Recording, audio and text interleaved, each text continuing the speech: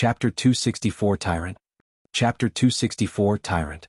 All the big shots from the seven houses were overwhelmed at Zhuo Fan's power, having exceeded their expectations by a long shot.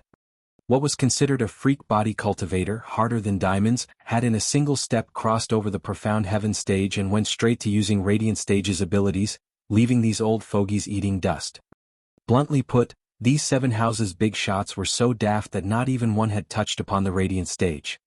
And that shame came crashing down, evident by their flushed faces.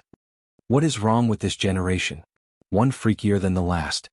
If these bags of bones were of Zhuo Fan's age, they'd be dancing in joy if they had the hope of even entering the profound heaven stage.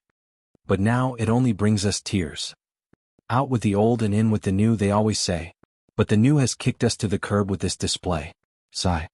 As the old bones watched the imposing and daunting Zhuo Fan on stage, their eyes glistened with tears, feeling as if they had aged a few centuries on the spot. Huangpu Qingtian was having a hard time containing himself, evident by the gnashing teeth and clenched fists. He showed off killing with intent last night, to flounce his almightiness and scare the living daylights out of Zhuo Fan. But come tomorrow, Zhuo Fan replied with the same coin, making his act anything but of a circus clown. Such a display of power would leave anyone wallowing in their refuse from fright. As to what Zhuo Fan did after this display, not only bitch-slapped him but threw him from the highest peak into the deepest abyss. The more he thought about it, the more he realized that his act yesterday was of foolishness. Zhuo Fan picked on his shame and did what he liked doing best, egging Huangpu Qingtian on with an exaggerated middle finger and a quirk of his eyebrows. Words were hardly necessarily at this stage in getting his point across. Dumbass. Huangpu Qingtian's eyes were spitting flames at this point, having long crossed the limits of his tolerance. But Lung Wuchang held his shoulder, stopping him from acting out. By getting rid of these third- and second-rate clans, Zhuo Fan spoke aplenty. Bind killing with intent taken as his weapon of choice, he spat on Huangpu Qingtian's bravado while also slapping him around for good measure. Could any living being take it? And yet he did. He knew this was neither time nor place for such an altercation. "Oil poisoner, have you ever seen the eldest young master lose his cool?" Yushan walked over to Yen Bongi. Shaking his head, Yen Bongi's face was grave, not even once. Same. But the punk sure knows how to push the eldest young master's buttons.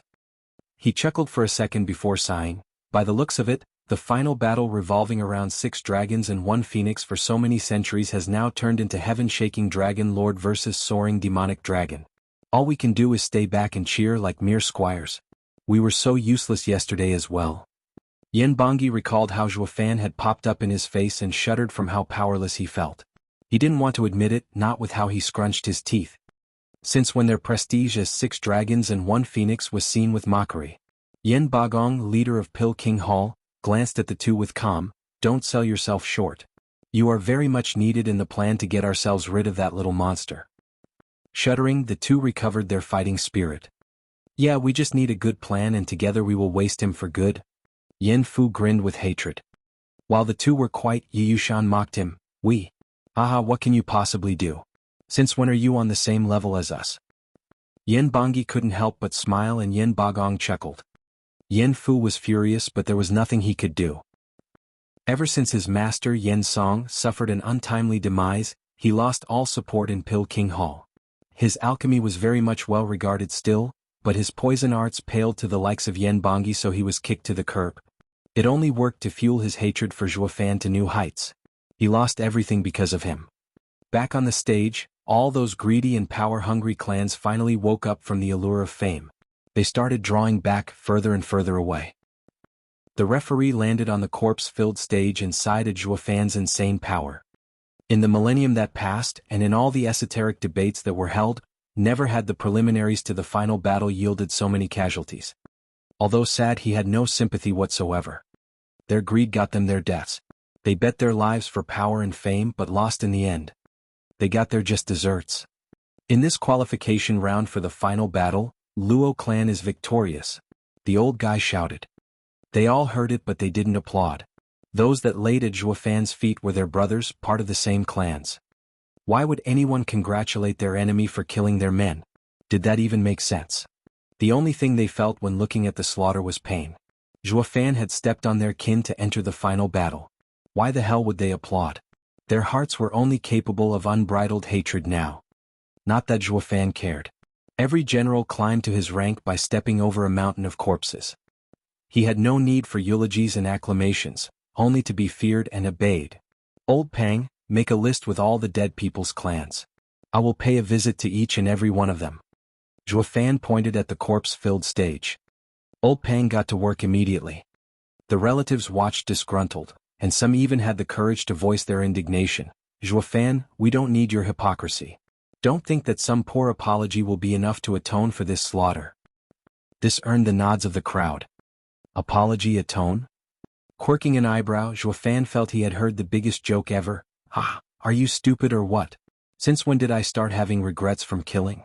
And you even went as far as thinking I'd apologize for squashing mere ants. Humph, let me be perfectly clear. When you went after me just now, wishing to get my head, I made sure to burn each one of you in my mind. I only want the list so I can pay a social visit and send you off with the rest of your clan and avoid any meddlesome folks in the future. Apologize. Tone. Unlike all those stories where the guy gets the girl, I will be sure to take her from right under your noses, morons. SSS. Gasps of fear resounded everywhere. Is this guy human? He slaughtered so many and yet he won't rest until he has committed genocide? Gone was vengeance from everyone's minds, and instead they shivered in fear, worrying if they'd even have a future. Maybe moving into mountains and avoiding this demon archon is for the best. They all paled and forgot everything about revenge. Lung Wuchang snickered appraise. This brat sure is crafty. People seek revenge out of survival. But when that is at risk, all the hatred evaporates. They will most likely run home and cover all of this up, while leaving him a free path to the final battle. But this punk is a tyrant. He does not care for the people.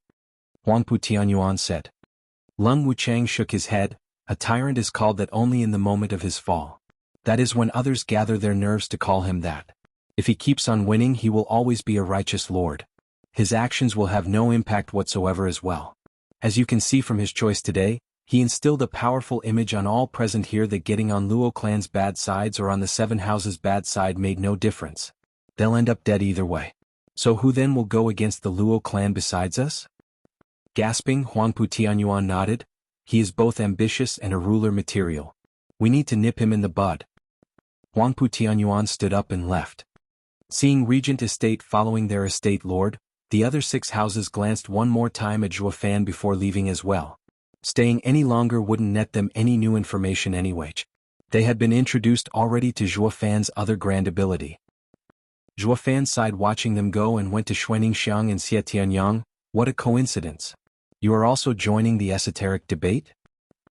He failed to notice, however, Lung Wuchang pausing and looking back at him with a wide grin. Estate Lord, I may have found this brat's weakness. Lung Wuchang beamed at Huangpu Tianyuan. Huangpu Tianyuan raised an eyebrow. Sir Lung found out the cause behind his vanishing acts. No, but it is akin to a spatial array. We can only use another array to seal this ability. Lung Wuchang shook his head. If only Zhuofan was here to hear this, he'd have the shock of his life, and praise Lung Wuchang's cunning eyes. The divine eye of the void's first stage's weakness was indeed a sealed space. But how do we trap him in an array? He is just too insidious to fall for it. Huangpu Tianyuan frowned. Lung Wuchang showed a vague smile. He is trickier than a fox, proving to be a hard opponent even for me. But even smart people act like an average person sometimes. Ho, Sir Lung must have a plan ready then. Huangpu Tianyuan's eyes flashed. Lung Wuchang nodded and smiled. Chapter 265, A Clan Dog's Burial. Chapter 265, A Clan Dog's Burial. Big Brother Zhua, congratulations on getting into the final battle. Xuaningxiang couldn't stop the sweet smile from gracing her face. Xue Dingtian and Dong clan heads' hearts jumped from fear, despite knowing fully well that Zhuofan had always been on their side. It was all because his power was the biggest threat. The sight of Zhuofan slaughtering thousands of people with intent alone gave them the feeling of ants looking at a giant. He could kill them on a whim if he found them displeasing in any way. Who wouldn't shake in their boots? They had a stiff smile on their faces, but their backs were soaked. They were like deer in the headlights. The tiger had them in his sights, and even if his appetite was abated, their fear was very much real. Zhuofan was oblivious to the fear he evoked. He who had become a dreaded existence just minutes ago, was now smiling and nodding. The others nodded stiffly with an awkward smile. He puffed up his chest as he looked at Xuaningxiang. That was going to happen in due time anyways. It will hardly make a difference when garbage throws itself at me, even if they are in the tens of thousands. They all laughed dryly, but sweat poured out harder. His tone was haughty, but then the people thought about it from a different angle. Weren't Dong clan and Shui clan average clans as well, garbage even? What would be their future? Wasn't he clearly mocking them in a convoluted way? It wasn't like the two could complain. Who told him to get strong enough to end their lives with a squeeze? Just smile and nod. Zhuofan was minding his own business, and with how often he was around big shots, he had no idea what waves his words were stirring in these two clan heads' minds. Xuaningxiang chuckled innocently. But then she frowned. Big brother Zhuo, will you really end their clans? They just lost their relatives. On the stage, death is unavoidable, but going so far as to kill their whole clan afterwards is cruel. My clan was also on the verge of being wiped out and I can relate. Please, see, could you just let them go? Well? Zhuofan frowned. Shui Dingtian noticed the predicament and chastised. Ninger, Steward Zhuo had his reason for doing it. You can't go and ruin his plans with your playfulness. Moreover, a true man never goes back on his word, even more so for Steward Zhuo, who is a hero, a great. Fine, no problem.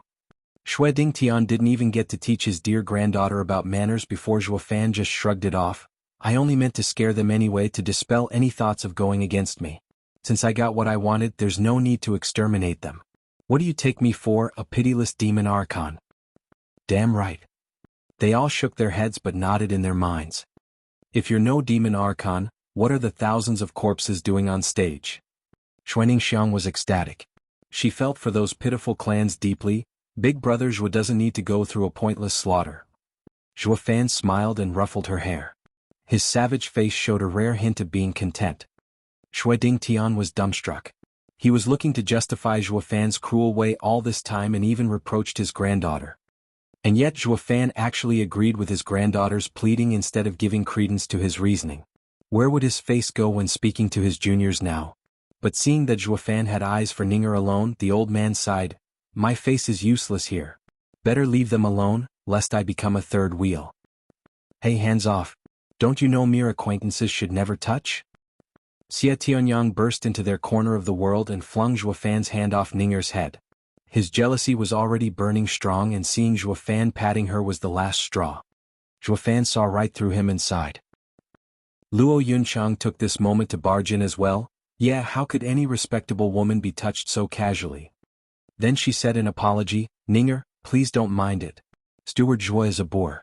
I'll teach him some manners when we get back. It's all right. Young Miss Luo, don't blame big brother Zhuo. Xuaningxiang panicked. The gullible girl thought the young miss had the power to knock some sense into Zhuofan.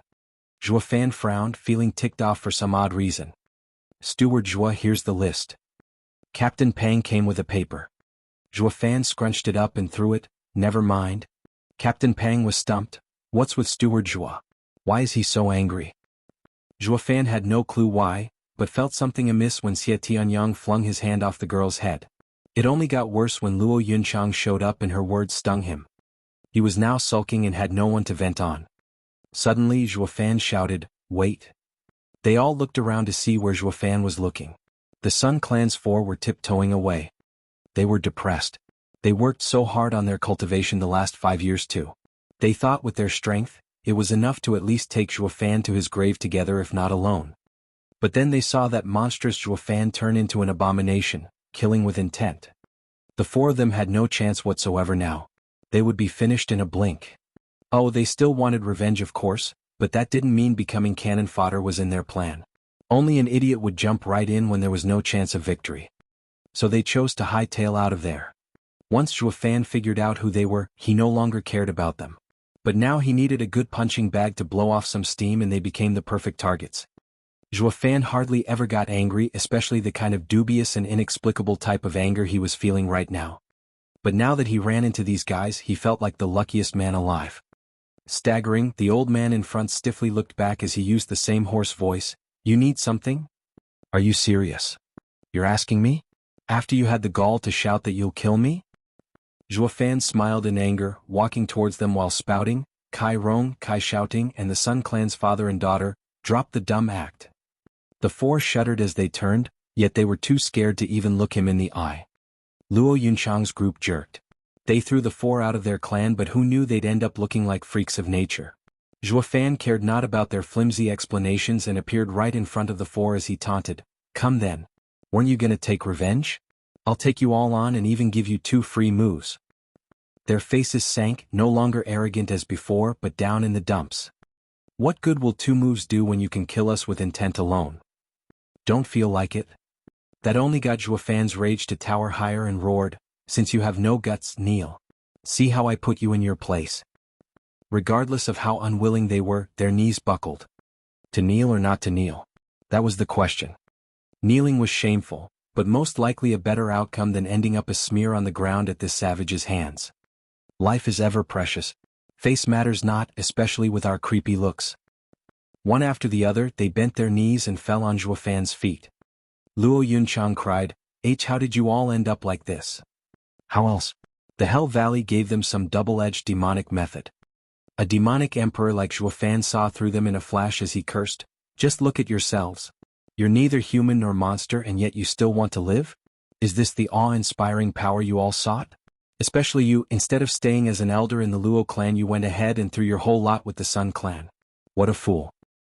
Zhuofan sputtered into Kai Rong's flushed face. Zhuofan had hardly had enough and kept on flinging curses. "Do you know why you look like this? It's what you deserve for being so adamant in becoming someone's lapdogs. Even as an elder of the Luo clan, you wanted to climb aboard Hell Valley. Now that you did, you're worth less than even a dog. Idiot, nitwit, dumbass, Nimrod." Zhuofan was on a roll. He was thorough in cursing out every bit of respect the 4 ever had.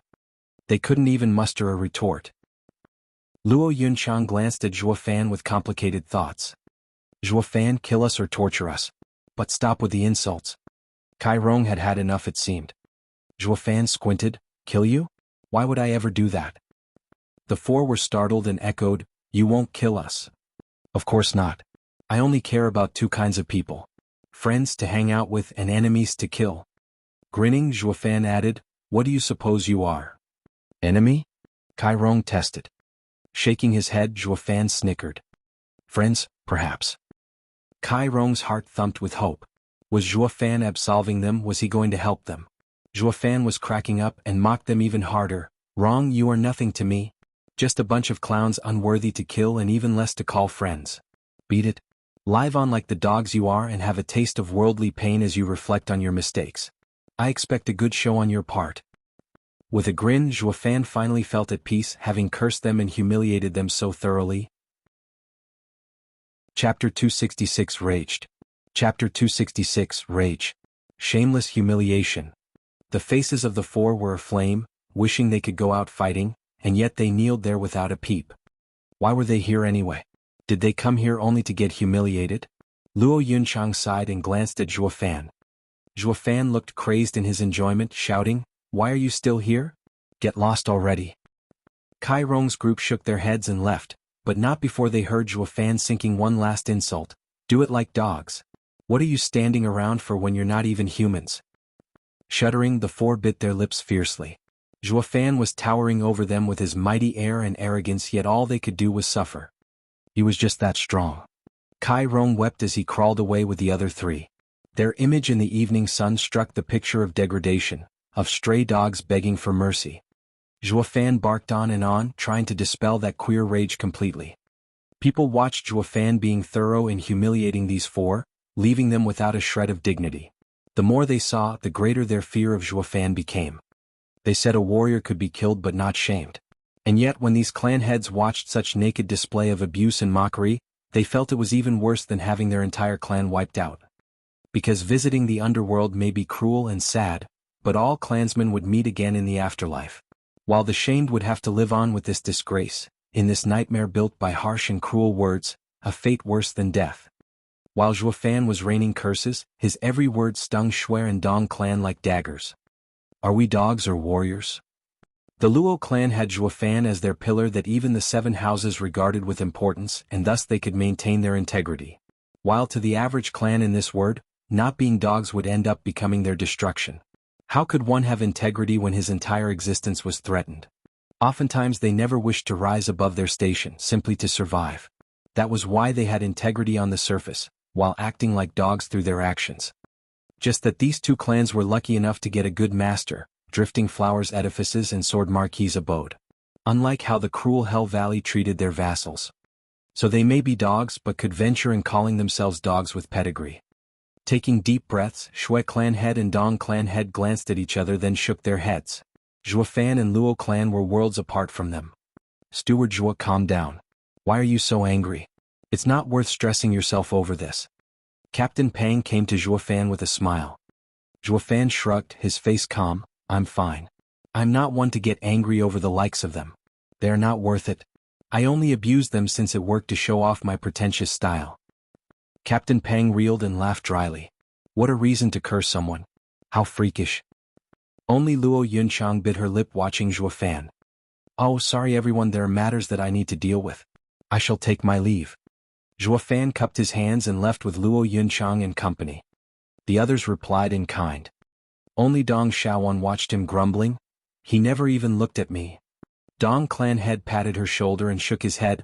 Wanner, you and him are of different worlds. It's impossible. Dong Xiaowan closed her teary eyes. In Luo clan's residence, the ever-quiet Luo Yunchang spoke up. Zhuofan, Miss Ninger and you. What's wrong? Zhuofan asked puzzled. Luo Yunchang looked at him long, then shook her head. Nothing. Zhuofan blinked obliviously. Luo clan stayed in a small courtyard in Dragon Cloud City. After coming here, Zhuofan called for Lei Yuntian and the 20 profound heaven fakes. With Steward Zhuar as our bulwark, we will always achieve absolute victory. Lei Yuntian cupped his hands and laughed. Zhuofan merely barked at the fakers. Elder Lei, cane these things 100 times each, personally. Lei Yuntian was startled. Why is Steward Zhuo angry? Did he lose? No way. Whenever Zhuofan entered the fray, he only came out winning, not to mention this was an easy matter. The 20 fakers were stumped as well. What did we do? They've been well behaved as of late. We never showed off either. Zhuofan snorted. You think I forgot about you since I didn't pay you any attention last couple of days? Luo clan was attacked yesterday and even our allies and outsiders came out with heavy wounds trying to protect our masters. While you just picked a corner to let this play out. You think you'll get out of this so easily? But they were 6 dragons and 1 phoenix. We have no hope of defeating them, would have only died for nothing. One of the 20 said with fear. Squinting, Zhuofan's flick sent him flying as he roared. You call that a reason? When you were Imperial Guards, did you run away as well? You are now the Luo clan's guards and the least you could do is be our shields. We are never to die before all of you. Didn't Elder Lei and Captain Pang act just the same? You don't have the Luo clan's well-being as your priority and must be punished. Lei Yuntian nodded after a pause. He was right and these guys had to be put in their place. Elder Lei, what are you standing around for? Do it. Zhuofan barked. The 20 fakers jolted in fear. Lei Yuntian was about to execute the order when he froze. Wait, 100 canes per faker? Won't my old body give out after 2,000 hits? Steward Zhuo, are you punishing them or taking it out on me? But then again, only he was the best person suited for the job since if anyone else did it, it wouldn't count as punishment. But 2,000 canes. Lei Yuntian looked at Luo Yunchang bitter. Yunchang, what happened today? Why is Steward Zhuo so irritated? Luo Yunchang shook her head. Never mind, Uncle Lei. Just give them 20 canes each but a bit harder. They all eased a breath in relief. The fakers rejoiced as did Lei Yuntian. They were blessed to have this young miss above Demon Archon Zhuo. 2,000 canes turning into 400 was far more manageable. Back in his room, Zhuofan sat down and emptied the teacup at the side in one gulp and sighed. He was finally calm. Luo Yunchang and Captain Pang entered, to which Zhuofan said, How is Elder Li and the others? They should be close. For Dragon Cloud City to keep the peace, no house was allowed to bring in Radiant Stage experts. So Zhuofan guessed Li Jingtian's group had to be waiting on the outskirts of town. Captain Pang shook his head. Young Miss Lei and Elder Yen hadn't come since you had plans for them. Correct. I indeed told them to move around this time. And the others? Zhuofan nodded. Captain Pang muttered, the others didn't as well. Why? Zhuofan finally had the time to mind Luo clan's situation and was stunned by what he heard. It was my idea.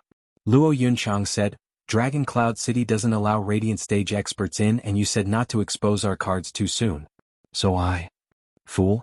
Zhuo Fan snapped and raged again. The 7 houses didn't bring radiant stage experts because of their power, while you have none. If you and Yunhai die here, the Luo clan is finished. What would be the point of all my plans and my efforts to help the clan? To throw it all away in the end? Luo Yunchang bit her lip and tears threatened to fall down her cheeks. But instead of succumbing to them, she snapped back, "Yes. I am not so astute and failed to see the big picture. And you? After being gone for 5 years, you instantly scream at anyone you find an eyesore. It'd have been better if you hadn't bothered coming." Luo Yunchang slammed the door as she left. Captain Pang was awkward.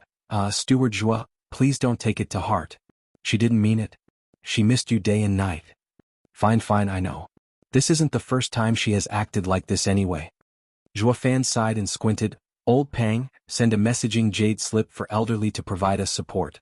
I have a feeling we will have a falling out with Regent Estate." Captain Pang nodded. Zhuo Fan was soon left alone with his thoughts. He closed his eyes as he considered. He knew something was off about him today. Irritated by everything and lashing out at anyone. He was this close to trading blows too. This couldn't go on. If anger got the best of him, he would force his way forward, which was not a good thing. He had to control himself at all costs, or there was a high chance he would do something he would regret. But why was he so ticked off all of a sudden? Taking a deep breath and closing his eyes, he calmed down and started cultivating. Suddenly, a shout echoed and Zhuo Fan clutched his right eye as he fell to the ground soaked. The golden ring in his eye flashed on and off as a faint second golden ring appeared. Am I about to achieve Divine Eye of the Void second stage? Zhuo Fan was excited. Chapter 267 Cold-Blooded. Chapter 267 Cold-Blooded. Russell.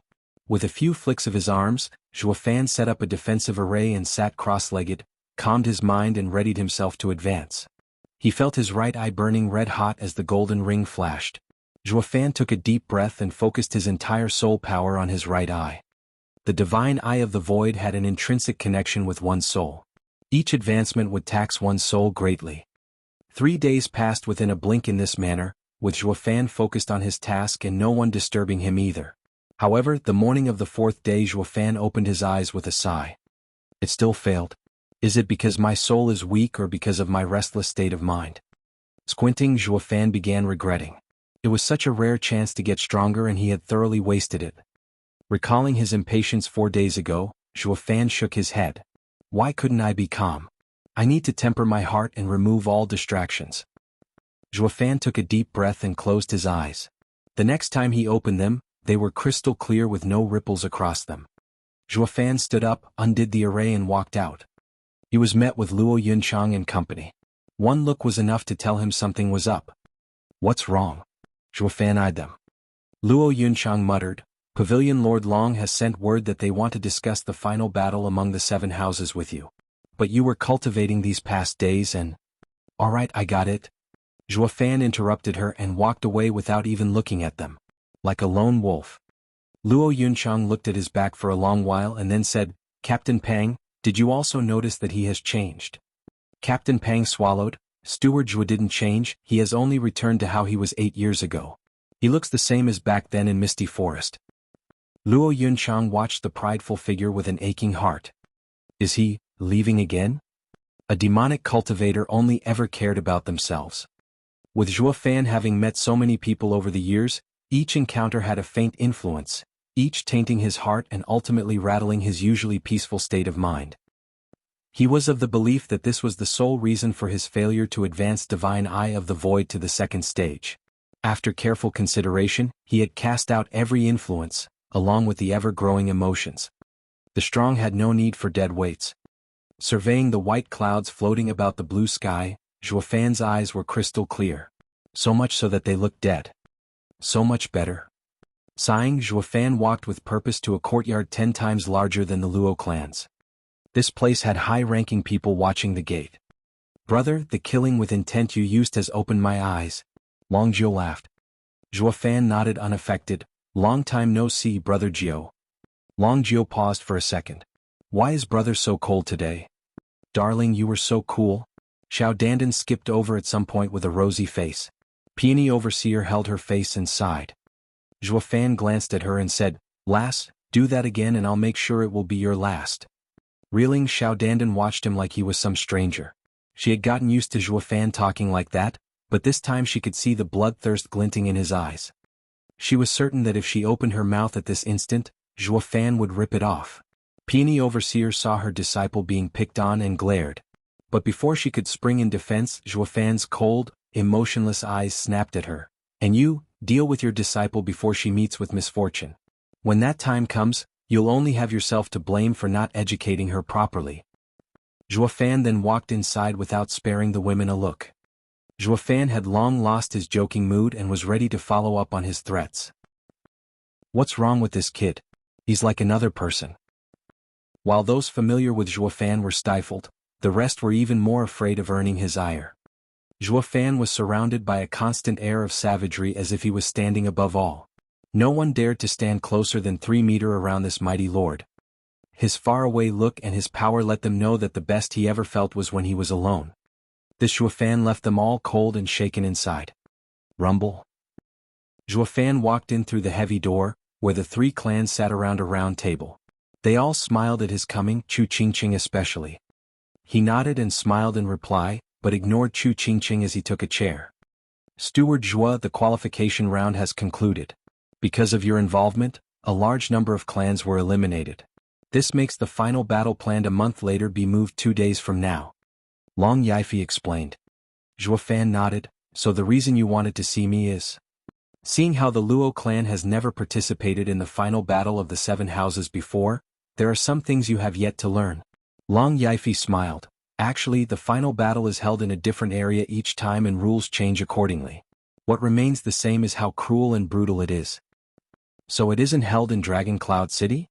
Hasn't it been a tradition for esoteric debate to be held here for the past 1,000 years? Zhuo Fan raised an eyebrow. Long Yifi shook his head. This is the imperial family's scheme. Only by constantly changing the environment could they see the true power of the 7 houses. And with how powerful the disciples from the 7 houses are, so too will the terrain become of a much greater difficulty. This time it is expected to be the worst so far. Zhuo Fan squinted, still out of the loop. Grandmother giggled. Steward Zhuo needn't be baffled. The Dragon Cloud City has a large 8th grade teleportation array to send us anywhere within the Tianyu Empire. And that is where the final battle will be held. This is also to prevent anyone from setting an ambush. Zhuo Fan nodded. Imperial family thought of everything. But using such a large teleportation array only for esoteric debate is such a waste. Zhuo Fan shook his head in the end. If the Imperial family wanted to waste their coffers, how was that his problem? He was better off focusing on the final battle. That was the whole reason why they were gathered here. Xie Xiaofeng smiled. Steward Zhuo, your skills have opened our eyes. But we still wish to ask, how confident are you in facing Huangpu Qing Tian? Squinting, Zhuo Fan snickered. None whatsoever. But you can rest easy knowing that I can hold him down. With how one of the other 3 is a cripple, can you handle the remaining 2? With Steward Zhuo holding off that monster, the other 2.5 men will be easily taken care of. The 7 houses ranking will be in upheaval. Xie Xiaofeng anticipated with joy. The others laughed with him. They discussed further details then adjourned. Zhuo Fan walked to the door when a graceful figure blocked his view. Zhuo Fan eyed Chu Qingqing. You need something? Zhuo Fan said flatly. Chu Qingqing watched the impassive Zhuo Fan in anger. Zhuo Fan, I want an answer. Did you have no reason to stay in Drifting Flower City longer? None. Zhuo Fan was resolute. I told you, I only did it out of self-interest. Since I had achieved my goal and got what I came for, I had no reason to stay. Chu Qingqing gnashed her teeth and clenched her fists. What about the days spent in that shack? You call playing house being real? Mocking, Zhuo Fan sneered. Without sacrificing a few days of my youth, you would have never given up Bodhi Jade Sap so willingly. Pa. Chu Qingqing slapped him before he could finish. Grinning, Zhuo Fan giggled despite her raging eyes. Silly girl, you're so easily duped that I worry how Drifting Flowers edifices will survive after grandmother's gone. Why not give it to me? Bastard, you are dead inside. Chu Qingqing glared, her fingers dug into her palm drawing blood, trailing her flawless skin. Smirking, Zhuo Fan no longer looked at her as he left, but his mockery stung nonetheless. Haha, I am and always will be a demonic cultivator. Even if that time made me feel anything, so what? You think you can hook me in? With heart-wrenching pain, Chu Qingqing watched him leave with a face filled with tears. Zhuo Fan paused but never turned around. His face forever cold as he walked away alone. Peony Overseer and the rest rushed over, seeing Chu Qingqing's state and starting cursing Zhuo Fan. Zhuo Fan hardly cared about the pesky cawing, leaving with a cold smile on his face. He had just left the courtyard and soon noticed some blood seeping from his mouth. He wiped it off unfeeling and mechanically. To become a demonic emperor he had to be cold-blooded and to never allow a trace of emotion to get a hold of him ever again. Chapter 268, Prologue of the Final Battle. Chapter 268, Prologue of the Final Battle. Dragon Cloud City's westernmost side had a towering mountain going by the name of Transfer Peak. Right on top of this huge hunk of rock laid a grand 8th-grade teleportation array. Some said that even before Chanyu Empire came to be, the Yuan imperial family used this precise array to send its troops to every corner of the empire. But as the chaos made way to peace, it didn't see much use, serving now just as a means to blow off the 7 houses' ever-accumulating rancor through the esoteric debate. At this particular moment, hundreds of clans were gathering on it en masse. They all looked at the array with nervousness, excitement and awe. Anyone would be excited when it came to joining the final battle, knowing their rise was just around the corner, as was their destruction. And they were nervous as well at having qualified for this final battle. Besides the first-rate clans still holding their ranks, the third- and second-rate clans went through a shuffling. Few were those that rose to become first-rate, with new and incredible power. The final battle, however, wasn't as cushy as the qualification round. Not that the entry fights were ever easy to begin with, but when taking the final battle into account, its cruelty was way worse than the qualification battles. Thus, it was easy to imagine how nervous these clans were feeling. That went farther for a particular underdog, the Luo clan of Windgaze City. With soaring demonic dragon Zhuo Fan on par with 6 dragons and 1 phoenix as vanguard, was there anyone capable of pushing them back? What was on the clan's minds, however, was whose vassal were they, for whose sake were they fighting for? The worry hit many hard. Look, the Luo clan. A shout snapped hundreds of heads in Luo Yunchang's direction as she led the Luo clan alongside Zhuo Fan. Finally healed, Luo Yunhai could now show his heroic aura and thirst for battle. A youth still, yet the 5th tiger of Tianyu would never just be another face in the crowd. Their proceedings instilled a certain heavy air around the onlookers. The Luo clan was a veritable wolf strutting through a sheep herd. It was so bad that the people made a 10-meter wide space for them. Everyone feared getting close to this savage beast. And yet, there were always exceptions. Big brother Zhuo, you're all here. Xuaningxiang skipped over hyped and waving. The Shuer and Dong clans behind her earned not few raised eyebrows. What was their connection for these 2 clans to get so close with this wolf? But the appearance of Sword Marquis Abode's second young master, Xie Tianyang, making his way there as well, cleared all doubts. So they're allies. There was no shortage of rumors flying about the Luo clan, especially about its supporters. It so happened that Sword Marquis Abode was among these rumors, and today only validated it. This only worked to make the people even more envious of this upstart clan. So this is why the Luo clan jumped from 3rd to 1st rate and had a free path to the final battle. They have a house behind them. What kind of sheer dumb and rotten luck had they stumbled upon to have a house treat them so? Thinking of how mountains of wealth were literally flung at this 3rd-rate clan to reach such a position. If it were us in their stead, we'd have reached the moon by now. People always looked at the surface of things, unaware that the Luo clan of today wasn't because of the support of some houses. And it was what they were today that had caught the 7 houses' attention. It was painfully obvious to see who here was a dog or a man. Xuaningxiang gasped as she reached them with a sweet and innocent smile. Zhuo Fan's mouth quirked and he ruffled her hair. What are you doing here? Haven't you always hated watching people die? Luo Yunchang retorted as she watched him longingly. It was her first time in days that she caught Zhuo Fan show a carefree smile. But why wasn't it directed at her? Luo Yunchang sighed, feeling the ache deep within. It's fine, big brother Zhuo. Shui clan is joining as well and I'll be going too. Xuaningxiang giggled, brandishing her cute little fists to show her battle spirit. Zhuo Fan shouted anxiously, You can't, Ninger. This is a vicious battle, not a game. A girl like you has no place on the battlefield. I don't care because I know big brother Zhuo will be there to save me whenever I'm in danger. Xuaningxiang blinked her bright eyes, watching Zhuo Fan eagerly. She then looked at the thunder ring, Whenever I'm in peril, the thunder ring will flicker and you'll appear. Isn't that right? Zhuo Fan squinted, then nodded in defeat. Fine, I'll look after you. You don't have to worry about that. You have Huangpu Qingtian to deal with. Ninger will be in my care. Xie Tianyang stormed next to Xue Ningxiang and held her shoulder, making a claim on her. Xue Dingtian only now arrived and smiled awkwardly. I can't stop her. This girl is too stubborn. But don't worry, she will be in her brother's and young master Xie's care, so she won't be in any trouble. On cue, Xue Lin and Xue Gang cupped their hands. Startled, Zhuo Fan gave them a once-over and nodded, despite the sense of loss taking hold on his heart.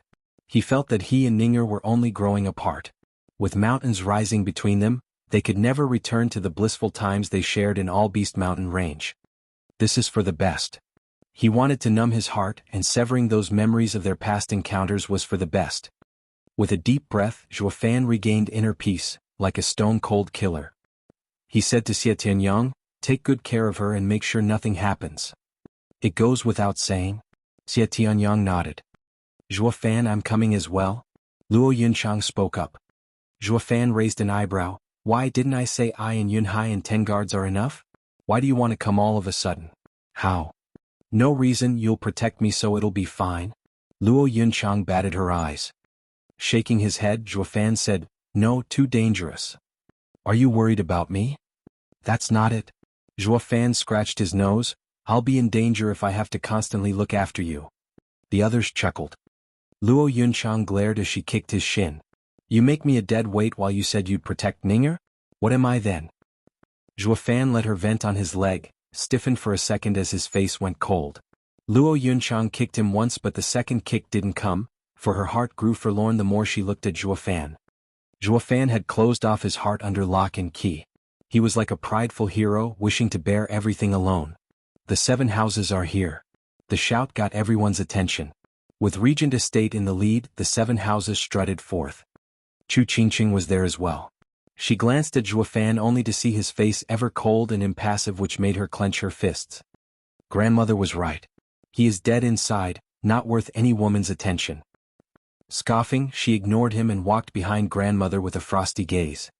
Marshal Dugu has arrived. Dugu Zhantian brought 10,000 soldiers to surround this area. He did it as a safety measure to instill order. But the thick scent of blood and steel shuddered the nerves of every disciple here, they who had only known life in the clan. Laughing, Dugu Zhantian stopped before Zhuo Fan and patted his shoulder. Ha, kid, I was ready to come out and save you that day, but you have radiant stage abilities already. You hid them so well that you even had me worried. Marshal was there as well? Zhuo Fan raised an eyebrow. Dugu Zhantian nodded with a smile. How could I not? Just the day before Huangpu Qingtian showed off his intent. I had to watch over you. Who knew, who friggin' knew you are both made of the same cloth, monsters the lot of you. I was worried for nothing, ha. Laughing on, Dugu Zhantian turned to Luo Yunhai and gave him some warnings before leaving. The 4 tigers of Tianyu offered their encouragement as they left as well. Reaching the forefront, Dugu Zhantian surveyed the crowd of clans. Please step before the array. The esoteric debate's final battle will begin shortly. Starting with Regent Estate, the 7 houses took the first line in order of the previous esoteric debate's ranking. Next were the clans, never even entertaining the thought of cutting ahead. The clans either stood behind their master or the house they wished to become a vassal of. Obviously, Regent Estate had the numerical advantage. But typical of Regent Estate, that didn't mean these clans were going to be accepted. While other clans with modicum of strength settled for standing behind other houses they wished to follow. Dong clan went behind Drifting Flowers edifices, and Shui clan behind Sword Marquis' abode. Zhuo Fan glanced at Luo Yunhai and nodded. Luo Yunhai strutted under the shocked gaze of the people right abreast the 7 houses, next to Drifting Flowers edifices. The rest of the clan's members puffed up their chests right behind him. The shock was understandable. The crowd now realized that the Luo clan was no one's dog but stood on their own. But this was a direct challenge to the 7 houses' authority. Would they be able to handle it? Chapter 269, The Most Enticing Reward. Chapter 269, The Most Enticing Reward. The 7 houses turned their heads, but the calm look on their faces said it all. They were expecting this. That only fueled the crowd's uproar. The 7 houses are accepting the Luo clan's rise. But how could they allow anyone to stand at their level? The Luo clan did have soaring demonic dragon Zhuofan, that insane monster, but the rest of the clan was a whole another matter entirely. Huangpu Tianyuan snickered at the narrow-minded clans around him. Were they so blind to see it coming ever since Zhuofan started having a field day with the Seven Houses elders? So even though Luo clan was overstepping its bounds, per usual, none of the houses found it worthy of a reaction. Oh, your ambition for power and status sure is commendable. In the end you still abided by his wishes and showed up. An aged voice echoed. The crowd turned around in shock. They found 3 old men coming over. The leader being the head of 4 pillars, Prime Minister Zhuge Changfeng, flanked by his young elders. Even from afar, the people could sense the hidden and thick power they exuded, enough to crush this entire area. Why is this geezer here? Dugu Zhantian held his beard with a stern face. Huangpu Qinyuan's side was put off by the presence of Tianyu's number 1 mind. This old bean had extended Yu Wanshan and company a hand in wrestling out of the emperor's grip one time, but it was a known fact that no one could truly unravel the real reason behind his kindness. His mind was unreadable. Yesterday's friend could very well turn into today's enemy. But the worst was the constant anxiety one was in not knowing when that would happen. Lung Wuchang eyed the hunched figure, then shook his head and sighed. Not even he could read the old man. Hailed as unwanted contriver, with everyone an open book before his scrutiny, he had no confidence when it came to reading Zhuge Changfeng. Zhuge Changfeng sported a vague smile as he walked next to Zhuofan. Have you thought it through? Or are you going to be swept away by the storm? Gasps of shock resounded everywhere. What is the Luo clan and Zhuge Changfeng's connection? They now understood why Luo clan had risen to challenge the 7 houses. Blast it! With 2 pillars behind you, the young master under a marshal and the prime minister cheering you on, not even the 7 houses would dare slight such a clan. So this is Luo clan's true backing. People's faces twitched and their hearts sank. Why does this never happen to me? Just what tricks did this Luo clan pull to grab hold of 2 pillars? Huangpu Qinyuan's side was also stunned. They never saw it coming. Zhuge Changfeng came for Zhuofan. With even Zhuge Changfeng helping them, they had no chance to finish off the Luo clan. Ever. Huangpu Qinyuan's face sank as his knuckles went white. Lung Wuchang dismissed his worries. Estate Lord Zhuge Changfeng is different from Dugu Zhantian, a pragmatic. Even if he intended to get close to Luo clan, it will only be because of Zhuofan's skills. Once Zhuofan is out of the picture, they will fall like a ton of bricks. It only makes this time's esoteric debate of paramount importance, to stomp that punk dead. Huangpu Qinyuan's eyes flashed with bloodthirst. Lung Wuchang nodded, turning to the only one who could achieve this feat, heaven-shaking Dragon Lord Huangpu Qingtian. Yet the man in question was oblivious to their conversation. His eyes showed he was raring to go turn the entire battlefield upside down. Perfect. Lung Wuchang chuckled, finding everyone dancing his tune. Going back to Zhuofan, the man smiled. Prime Minister, how do you know if the Luo clan isn't in the eye of the storm already? Zhuge Changfeng raised an eyebrow. I trust your judgment. It's fine as long as you aren't forced into it. I am eager to see the day Steward Zhuo achieves his ambitions. Zhuofan nodded and Zhuge Changfeng laughed. He took his young elders to Dugu Zhantian. Old Marshal, please don't take it hard on me for dropping unannounced. I would never. You are the honorable Prime Minister of our empire. It is only natural to come see the grand esoteric debate. Dugu Zhantian's beard trembled, his tone cold. Zhuge Changfeng laughed. Old Marshal, don't be so stiff. I'm here by myself out of boredom. Don't think too much of it. Humph, as if. The crowd cursed inside as well. Since when was Zhuge Changfeng that bored to come here without rhyme or reason? The game was most definitely afoot. The old fox's schemes aside, Dugu Zhantian had no time to mind him. His orders were to make sure esoteric debate ran smoothly. Recalling the emperor's explicit and repeated warnings, a caution the emperor never showed before, led this old general to believe the esoteric debate of today had national ramifications. Dugu Zhantian barked, by His Majesty's grace, the esoteric debate will allow clansmen below the age of 30 to participate. No one older is allowed entry or I will personally cut them down. The rules will be explained to you shortly by one of Divine Dragons, Jade Flute Divine Sword Fang Qiubai. Whoosh! A whistle of white clothes signified the entrance of an old man holding a jade flute and exuding a dominating air, Fang Qiubai. Rustle. A flick of his hand sent 5 jades taller than 2 people around the teleportation array. Looking at it, the people saw the stone form 5 huge gates. 8th grade army transfer, national elemental stones. Looking at the red, yellow, green, blue and brown stones, Zhuge Changfeng and the 7 houses took a step back in shock. Fang Qiubai nodded. Correct, this is indeed the array passed down by imperial ancestors. Fang Qiubai then made a sign and the stones shone, each reflecting a beautiful scenery of beasts and birds. A 3rd-level spiritual beast soon passed by and watched the crowd curiously. Then came a 4th-level spiritual beast and howled, but was left to claw away at an invisible barrier, unable to reach them. Fang Qiubai's voice roused them from the shock. I will now present you all with the rules for this esoteric debate. As you have seen for yourselves, the center and the stone arrays are both unidirectional. You will shortly stand in the center array and I will then send you to the location of the final battle. But to return, the only way is through the national elemental stones. The crowd looked puzzled. Fang Qiubai continued, the 5 national elemental stones are a one-way door, but from the final battle location to here. To activate it you will need to find not only these stones but also their key. However, each array has a yin and yang key that must be joined to return. And the order of your arrival will mark your ranking. Simple enough? Huangpu Qingtian smiled. The others nodded, finding it pretty straightforward. It all came down to finding some keys in the way back. The greatest danger was merely deadly battles between clans, nothing of importance. Fang Qiubai raised an eyebrow and snickered. Simple is it?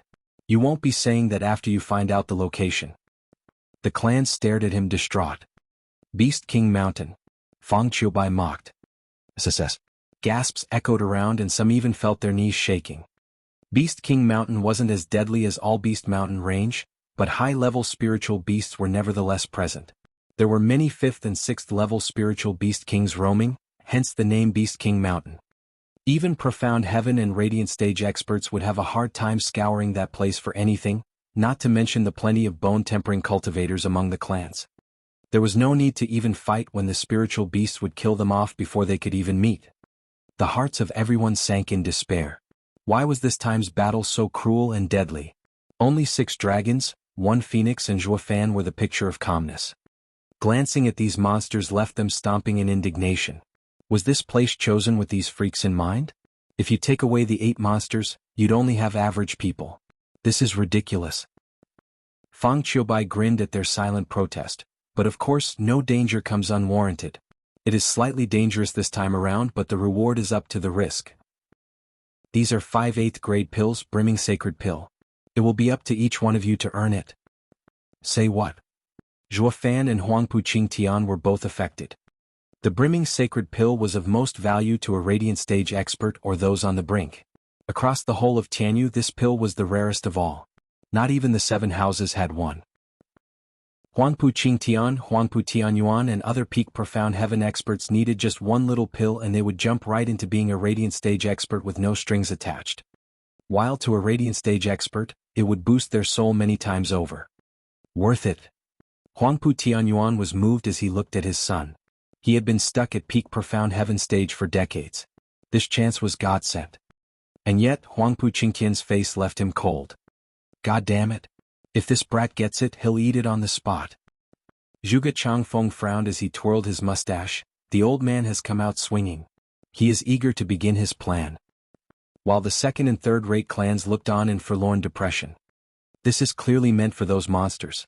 Where among us do you see a radiant stage or peak profound heaven expert? Taking it will only make us pop like fireworks. It came with great fear and trepidation as to how cruel this event would be for them. This stage was practically designed to be the death of them. They were nothing more than cannon fodder. But to climb aboard a house, a timely help would get the attention they desperately yearned. Even if they were cannon fodder, they'd still risk it. Chapter 270 Beast King Mountain. Chapter 270 Beast King Mountain. Alright youngsters. Time to go. Fang Qiubai made a hand sign and pointed at the dark mass in the center of the array. In a dazzling fashion, a pillar of light sprung up straight to the sky and forced people to squint. Every clan's younger generation rubbed their eyes and their mouths twitched. But no matter how unwilling, they all walked on. Go. Go. Just go and die. They all cursed. No matter how they thought about it, Fang Qiubai's cheering felt more like a blatant wish for an untimely death. Not like they had a choice in the matter. So on they went, for their clan's honor and for their future. Whoosh. People sank into the pillar of light one after another, gone for good. Zhuo Fan glanced at the array and said to Luo Yunhai's group, "The teleportation array is random and will split us up. No matter what happens, you are to search for each other first and foremost." "Yes, Steward Zhuo." The 10 young guards nodded and Luo Yunhai spoke gravely, "Don't worry, Brother Zhuo, my godfather put me through some scouting lessons and I'll quickly find you." Grinning, Zhuo Fan said, "It was a good thing after all, leaving you in Marshall's care all those years. I can rest easy now."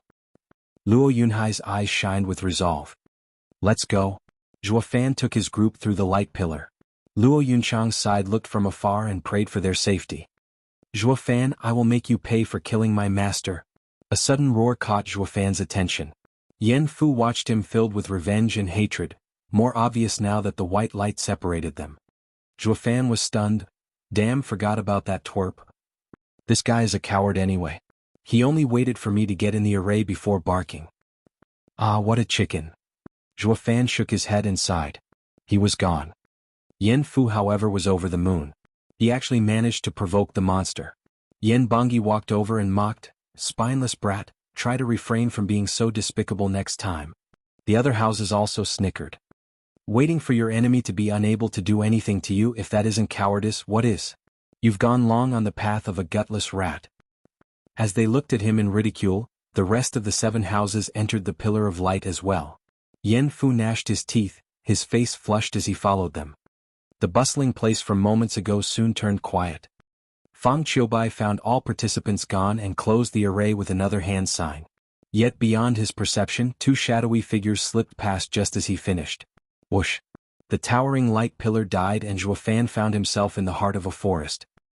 He didn't even get to make sense of his surroundings as a roar grated his ears. With a rancid smell and whistling wind signaling its arrival, a dozens of meter-tall bear rose behind him. With his rock-splitting paw, it smashed right for him. Even a 9th layer of bone-tempering cultivator would be hard-pressed to face such power. Snapping his head back, Zhuo Fan frowned. 4th level spiritual beast, mountain-crushing bear. The giant paw was right in his face, yet all Zhuo Fan did was have his eye flash azure. The fierce bear paw came to a grinding halt and the giant bear was scared out of his mind as he ran with all his power. Zhuo Fan watched the disappearing humongous bear with a snicker. The azure flame's use isn't limited to all Beast Mountain range. All spiritual beasts are under its influence. This would make the trip to Beast King Mountain a breeze. While others had to painstakingly pay attention to any high-level spiritual beasts on the prowl, he was out on an evening stroll. The Beast King Mountain was his home turf. On the other hand, it was a nightmare for the rest of those poor suckers. Particularly those that had yet to enter the profound heaven stage. Since he was welcomed by a 4th-level spiritual beast, the others ought to be receiving more or less the same honor, no? I have to find Yunhai fast. Frowning, Zhuo Fan's wings unfolded and he took to the skies. Some flying spiritual beast shot straight for him, but a flash of azure flame from Zhuo Fan's eyes cut their intent clean off. Whoosh! Flashes of white dazzled the sky for the better part of the next hour, yet Zhuo Fan never met another person. He sighed at how ridiculously vast the Beast King Mountain was. If he didn't find the others fast, who knew what might happen? Save me. A charming voice entered his ears. Zhuo Fan paused. With how vicious the Beast King Mountain is, no normal person would be stupid enough to come here. This person has to be a contender. Among the many clans that joined, Drifting Flowers Edifices had the most girls. Should I or should I not? Zhuo Fan mulled it over for a second before flying down. I guess it won't be nice to watch your own ally bite the dust without helping. Since I won't find Yunhai anytime soon, I'd better lend a helping hand. Zhuo Fan sent out a soul ripple and locked onto the source of the sound in an instant. He saw a huge lake in the distance, wide enough that it was impossible to see the other shore. The place was verdant and lush, framed perfectly by the sun's rays.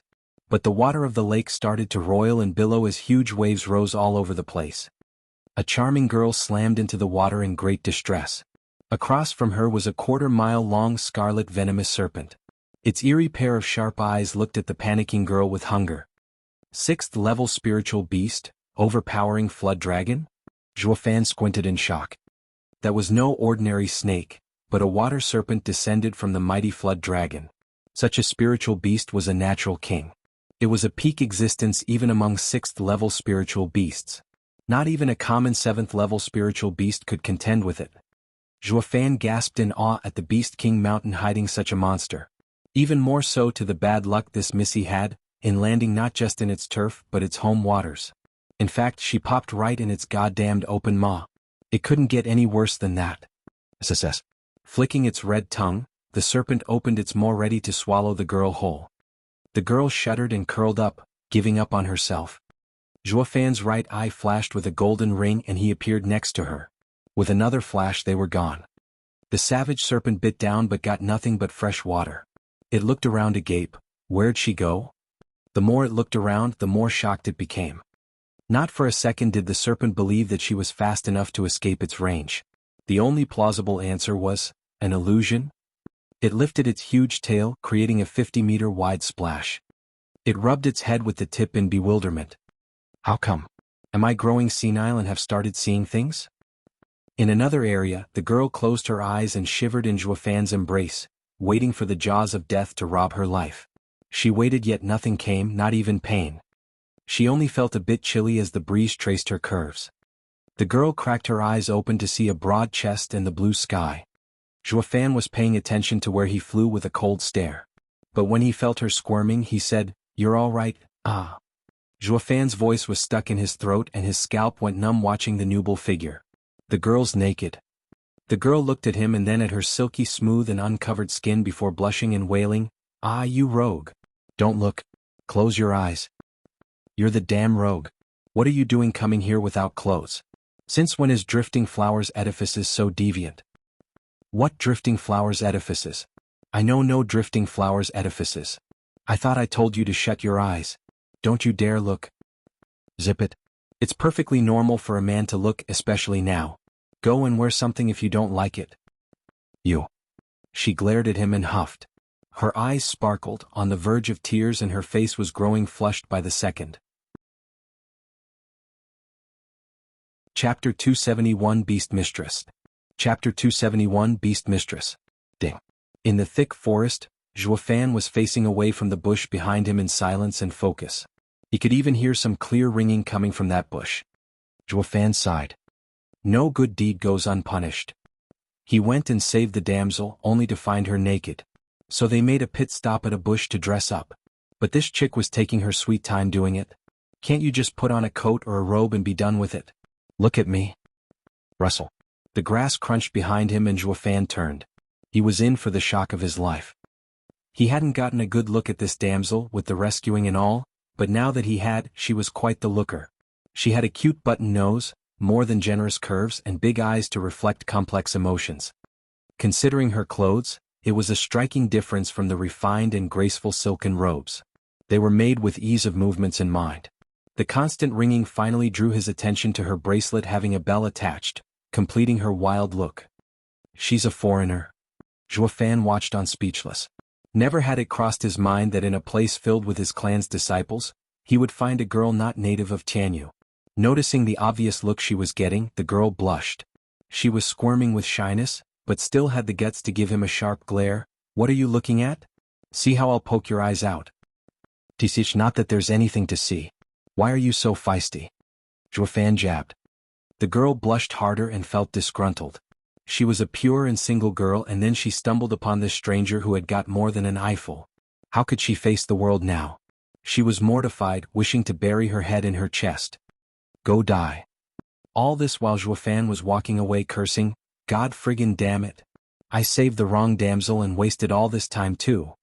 Glaring, the girl spat, "What's the meaning of this? You regret saving me?" She skipped in front of him and fixed her piercing eyes on him. Fan's words struck a nerve and she got over her shyness in a jiffy. "I'm an exotic beauty, a man's dream. It was your greatest fortune getting to save me and even getting an eyeful. What's with that tone as if you were the one found naked? I am the one hurting here. You ruined me." "Humph, greedy pig." The girl's eyes were staring a hole into Fan, wishing to tear him a new one. And Fan's response? Pushing her aside in mid-stride, Move, I've wasted enough pointless time on you as it is. The girl eyed the proud Juefan walking away and blinked. And you call yourself a man? This was a first. All the men she had met so far were quite taken with her, not cold as ice like this one. Then she recalled the desire in his eyes when he got an eyeful in the sky, and it was clear that this guy was a man from head to toe. So why?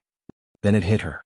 What was she doing looking hopeful instead of getting her due for staining a girl's reputation? Ah, how mortifying. She cupped her blushing cheeks, her mind drawing all kinds of untoward conclusions. Not that Juefan had a mind to care. He ignored this fated encounter and was this close to forgetting her as well. What was the point in remembering every bystander? Roar. A sudden gust signaled the appearance of a golden panther as it jumped down from a tree up above. It stared savagely at Juefan, baring its reeking fangs as well. 4th level spiritual beast, mountain crossing golden panther. The girl cried in fear. Juefan only frowned with slight worry. With 4th level spiritual beasts being the order of the day on Beast King Mountain, he was plagued by what might happen to Yunhai. The girl figured Juefan was rooted to his spot from sheer terror and rushed to his rescue. The spiritual beast started laughing at Juefan's outlandish reaction. I scared the kid witless with my entrance. Perfect, it has been days since my last feast. Roar.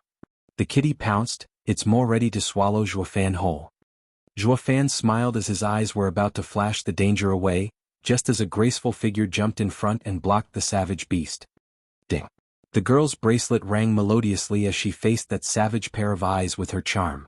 The girl then started moving her waist to the ringing just like a dance. All the beast could do was gawk in a trance at the dancing girl. Juefan was stunned.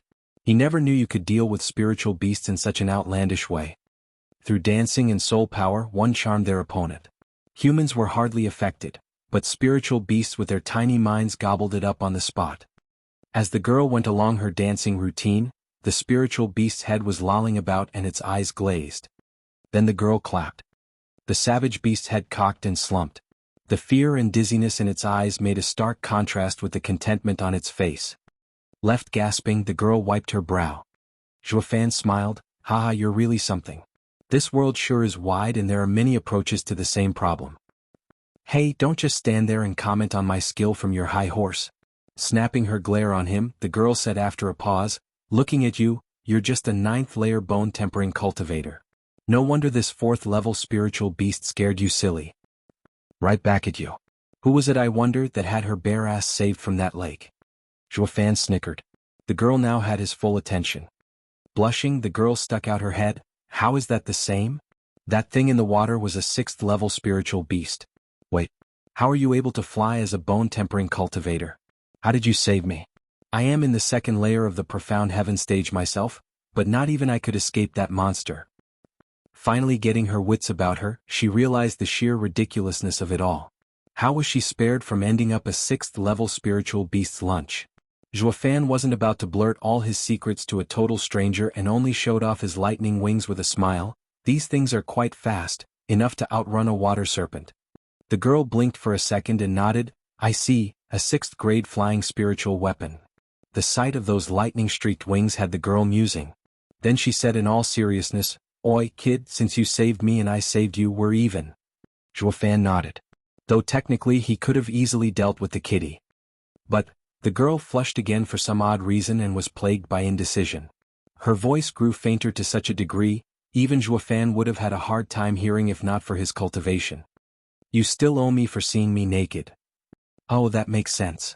Juefan nodded and chuckled, I totally understand you. Don't worry, I'm not one to leave a debt unsettled. One moment. Juefan then removed his sash. The girl became bug-eyed and turned away in embarrassment. What are you doing, rogue? You said I took advantage of your plight, so I'm only returning the favor. This should make us even. Rest easy, milady, I will definitely won't ask anything in return, including integrity. Juefan snickered, sizing the shivering lady with a curious eye. The girl was fuming now. Damn pervert. That's not what I meant. What else is there? You mean you want more? Juefan grinned. Fine, my magnanimous self will never be so petty as a certain girl. Go ahead, feel me up as much as you want. Ah, do as you wish with me, I won't complain. Really not one peep. Ah, rotten pervert. I've had it with you. The girl was stomping and pouting. I only want you to help me get some shaping spring. I don't need to see your shaping spring?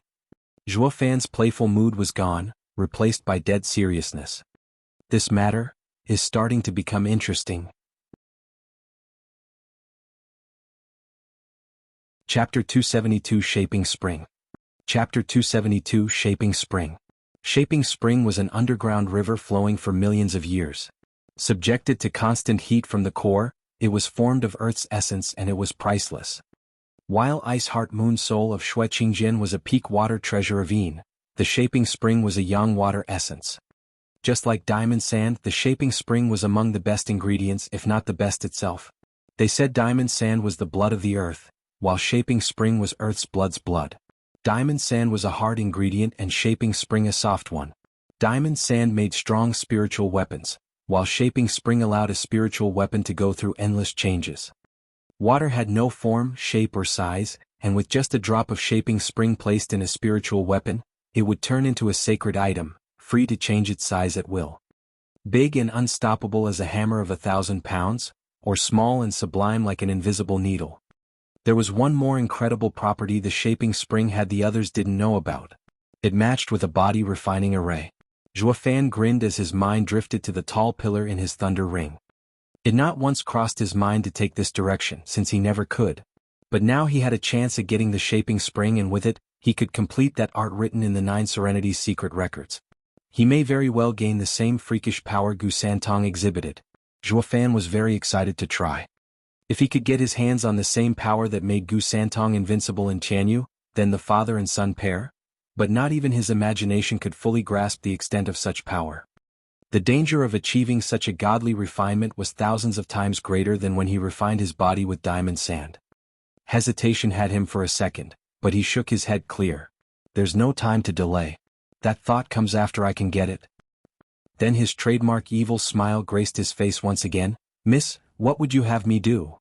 The girl eyed him skeptically. Why is this punk so warm all of a sudden? Odd. But taking a look at Zhuofan's cultivation in the bone-tempering stage, her worries were put to rest. What could a 9th layer of bone-tempering stage possibly do when he only had a 6th-grade spiritual weapon built for speed? The girl smiled in kind. Come with me. Help me get the Shaping Spring, and what you did to me, it'll make us square. The girl blushed. Zhuofan nodded with the same hypocritical smile as always. He felt like sighing.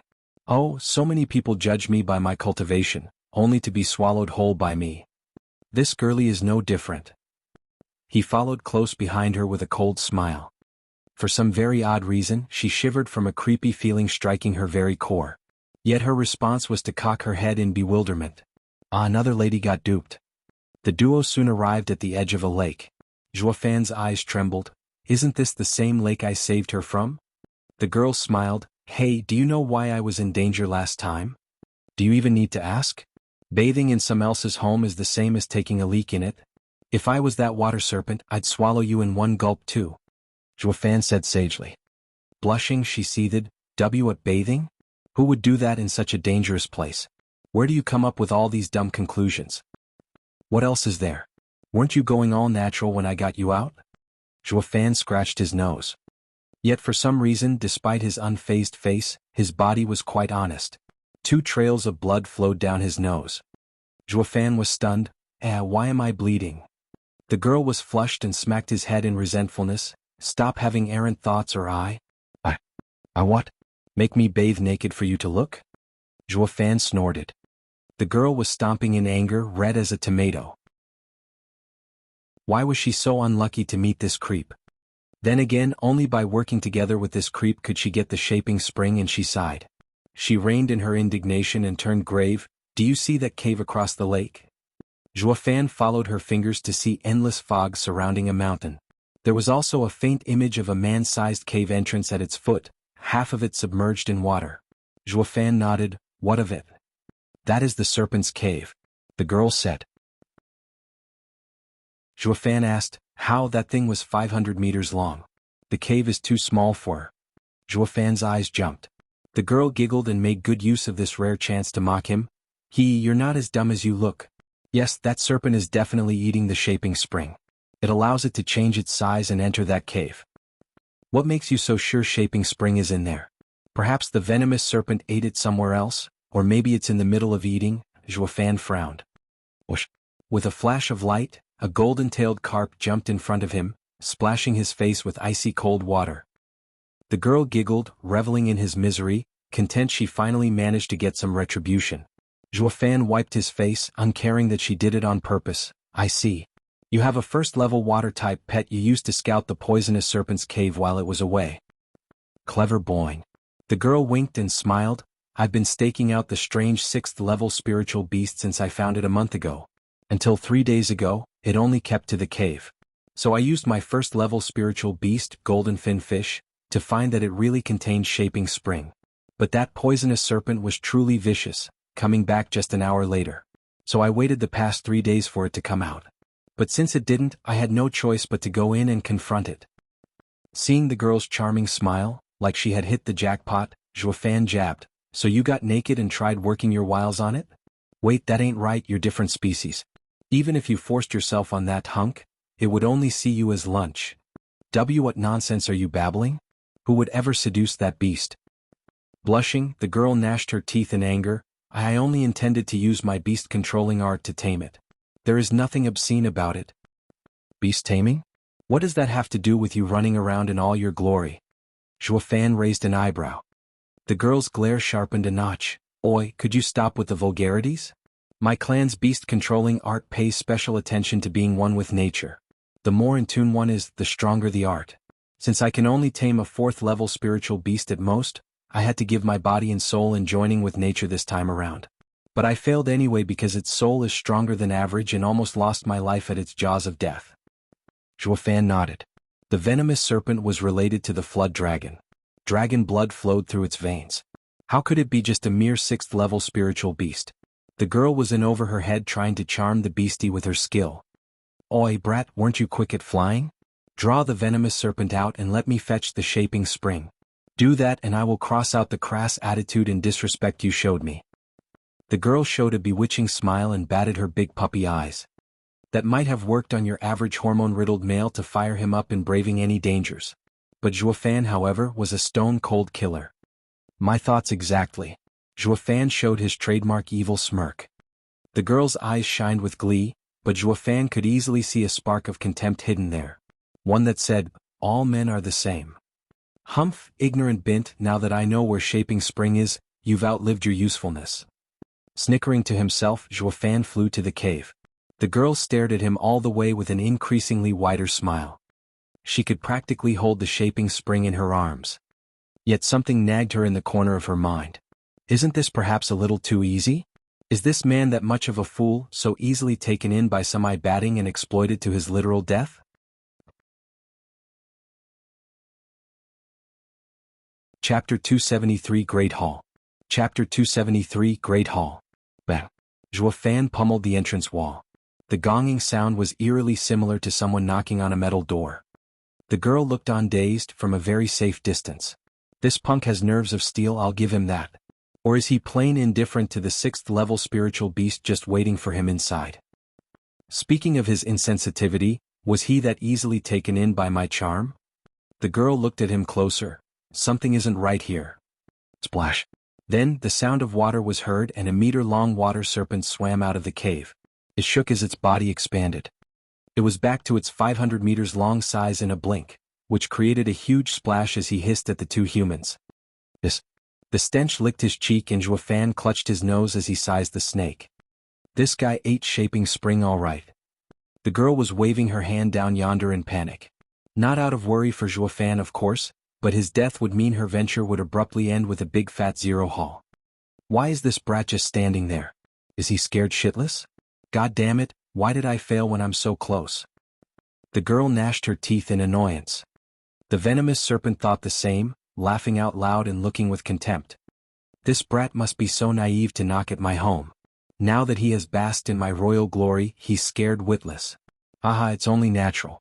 Even I am in awe of my glorious self most of the time, ha. Glancing at the delusional snake and its wagging tail, Zhuofan could read him like a book. He grinned as he simply flew inside the cave.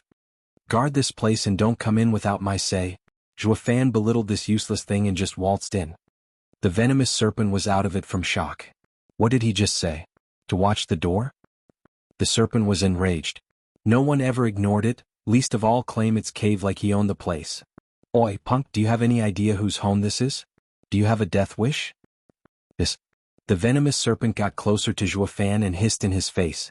Covering him in drool, it hoped to knock some sense into him with its almighty majesty. The girl was soaked from fear. Run, you fool. Yet Fan only had disdain in his eyes. He wiped the drool from his face and glared, behave. The venomous serpent almost spat blood. It had never met someone so full of themselves to ignore it and even belittle it. It was royally pissed. The girl was scared witless. You behave, brat. You're pissing it off by telling it to watch the door. I get you want to die, but could you at least do it down yonder? Some of us still need to get in, you know? The guy's brains are on the fritz. She sighed. She could practically see the kid torn into pieces by the angry venomous serpent. And that was what the serpent was about to do. Holy friggin' balls. I've seen many dauntless, but none so boneheaded to not even care for their lives. They look for death, or better yet, they deserve death with such an idiotic stance. You're dead meat, so cut the act. Humph, as you wish, this king will send you off. Licking its sharp fangs, the venomous serpent hissed and went on to swallow him whole. With how the red mouth was covered in poison, Fan would find himself melting the instant he touched it. The girl closed her eyes and looked away. She couldn't bear the horror that followed. Yet Fan was cool as a cucumber as the azure flame flashed in his eyes. A ripple racked the venomous serpent. Scared, the huge serpent froze in its place. He was soaked in sweat, even as his maw was right on top of Fan with fangs bared and all. And yet he just didn't chomp. The look in Fan's eye got him so terrified, it started shivering. You're so feisty to not listen when you're ordered. Fan shook his head as he went in like he owned the place. Leaving the venomous serpent behind like a statue, scared and dumbfounded. What power was that? The serpent's heart was frantic. Spiritual beasts cared a lot about levels more than the strength even. A 6th-level spiritual beast's pup was no stronger than a 3rd-level spiritual beast, but no 4th-level spiritual beast would dare attack it. It was their inborn majestic aura doing its thing. No low-level spiritual beast messed with a higher one, ever. It was etched in their bones, blood, and the like. As a 6th-level spiritual beast, it was invincible here. A king lording over the masses. It had the right to pick on others, not the other way around. But it finally got his due in the form of Fan. The guy flexed his power for a blink and scared the living daylights out of the snake. It had no clue what level of spiritual beast that power was equivalent to, but its blood told him to surrender and lay down all hostilities against Fan. Damn it all to hell. What was that? He held such power that it made even a 6th-level spiritual beast shake in its own skin. What savage beast could have such power? And why is it with a human? Is he perhaps a dreadful beast young? The venomous serpent was sweating buckets. It was just like a beggar meeting an emperor, with only obedience in his heart. If it was told to guard the door, that was what it'd do. What was so bad about it anyway? It went to such an extent that the snake swam out of the cave and didn't even have the gall to look behind him. While the girl who had struck Fan off as a dead man, sneaked a peek all this time and was now dumbstruck. What the hell? Since when were vicious venomous serpents so meek? It's not only not entering the cave, but was even posing as a damn watchdog. How in bloody hell did a bone-tempering cultivator do this? Does he also have a secret beast-taming art? The girl cocked her head, glancing at Fan going further in with amazement and more than a little curiosity. This brat isn't as dumb as he looks. He may very well not have needed my help with the 4th-level spiritual beast as well. Wait, if he's so strong and all, why is he hiding it? Is he planning to take it all for himself? The girl panicked and stomped in anger. Her wish to go in there herself was curbed by the venomous serpent guard at the door. This time she was close to blowing a gasket. She had wasted a month staking out this place, only to let another person reap the reward. I was hustled. She then pouted and slumped on the ground, sulking. Back to Fan, the man in question soon arrived at the end of the cave. The view here shocked him senseless. The cave was your average hole in the mountain, opening into a room 1,000 square meters in size, but the dazzling scene was breathtaking. He came here for shaping spring and actually found so many high-grade herbs. There were 100 8th grade and at least 1,000 7th grade herbs. Such haul could contest with the 7 houses stores. If not even imperial families. Holy Mother of God. True wealth truly comes from nature. He assumed these were all gathered by the snaky, but why didn't he eat them? To last him through the winter? More for me, I guess. Hee. Without further ado and not caring for the beast outside, he pocketed all herbs with a wave. He even went to every corner and made sure he didn't miss anything. Zhuofan cackled like mad for such a great haul. It echoed along the cave walls and traveled outside. Venomous Serpent's heart sank and tears fell from his eyes. The girl heard the cackle as well and almost sank into depression. Those were supposed to be mine. Having already scouted the cave with her pet fish, she knew what a jackpot that cave held. She didn't tell Zhuofan about it in fear he'd want a bite as well. And now, he didn't just take a bite but swallowed it whole. The girl was wallowing in misery, tears threatening to burst out of her clear eyes. Chapter 274, Divine Eye of the Void Second Stage. Chapter 274, Divine Eye of the Void Second Stage. Zhuofan drifted around in the cave, waving his ring in every direction. He could feel joy bubbling out of him with every precious ingredient being tucked away in the safe confines of his ring. He just came to Beast King Mountain and had already made a killing. This is the best goddamn omen of all. Zhuofan cackled, his sound chilling the snake and human outside to the bone. After he had made sure nothing was left unappropriated, Zhuofan began his search for Shaping Spring in earnest. His soul sense spread to every corner. Then Zhuofan rushed deeper. Standing next to a hot spring, he watched the bottom of the spring in shock. An all-natural hot spring. It was 10 meters wide and had hot water coming out from the wall in front. But what was truly amazing was the thick white layer at the bottom of it. Zhuofan knew right away that this was Shaping Spring. Isn't it a bit too much? Not even he had hoped to find so much of the underground miraculous treasure. Just a vial of the stuff could buy you a town. He'd be happy with just a bowl. But he didn't just get a bowl, he instead got a whole tub. He could literally bathe in it. Zhuofan shuddered from excitement. Thinking back on this mountain, he realized that only after billions of years of accumulation could have gathered so much of Shaping Spring. There would have been even more of it if not for a certain snake sampling it. This is enough as it is. Anyways, one shouldn't be too greedy. It's bad for health. Zhuofan chuckled at his egotistical thinking. Any who heard him would have spat blood. If you're not greedy, then the people in this world are all altruists. Humph, greedy pig. Plop. With a laugh, Zhuofan jumped right in. He sank until the Shaping Spring reached his waist. Zhuofan quirked his eyebrows in glee. So deep. There was even more of the Shaping Spring than he thought was possible. Zhuofan went right down to business, taking out bottles and filling them with the stuff before throwing them into his ring. Zhuofan's face always sported that dumb grin throughout this ordeal, smiling from ear to ear. I hit pay dirt coming to this Beast King Mountain. It's totally worth it even if I don't get that brimming sacred pill. Ha ha ha. Zhuofan's laughter echoed throughout the cave. Bam. While he was hauling his booty, he touched upon something. It didn't sound like a rock but something hollow. He groped around blindly before taking out a blue vial. Zhuofan looked at it curiously. Why is there a vial here? Is collecting baubles another one of the serpent's hobbies? But the writing on it left him stupefied.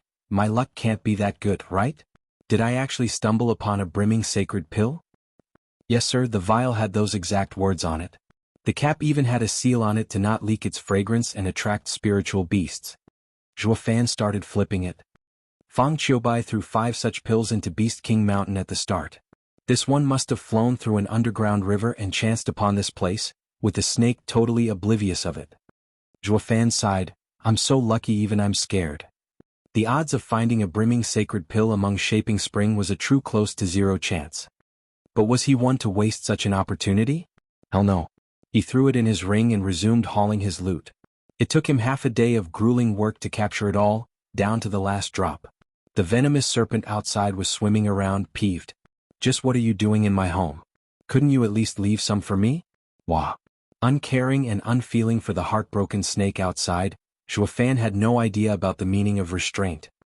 He took one last look at the spotless walls, and nodded in satisfaction that he didn't miss anything.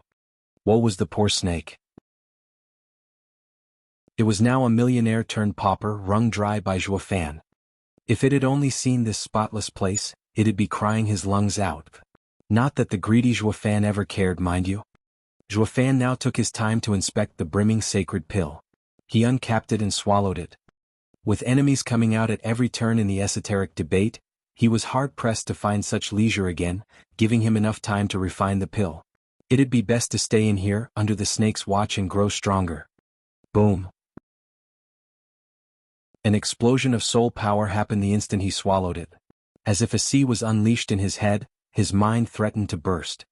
Zhuofan never thought the pill would be so outrageously strong, finding it painful even for him to absorb such a vast amount. Nevertheless, he was happy as he channeled it into his right eye.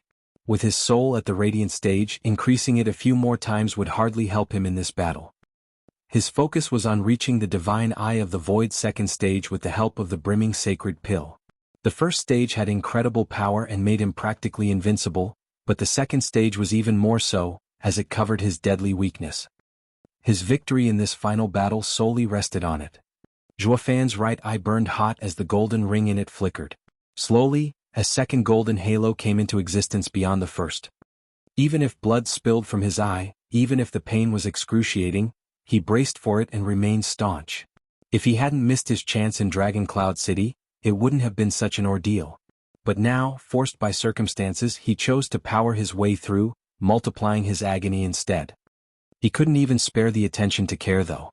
Even as he bled from his eye, even as he was soaked in sweat, he still remained firmly seated on the ground.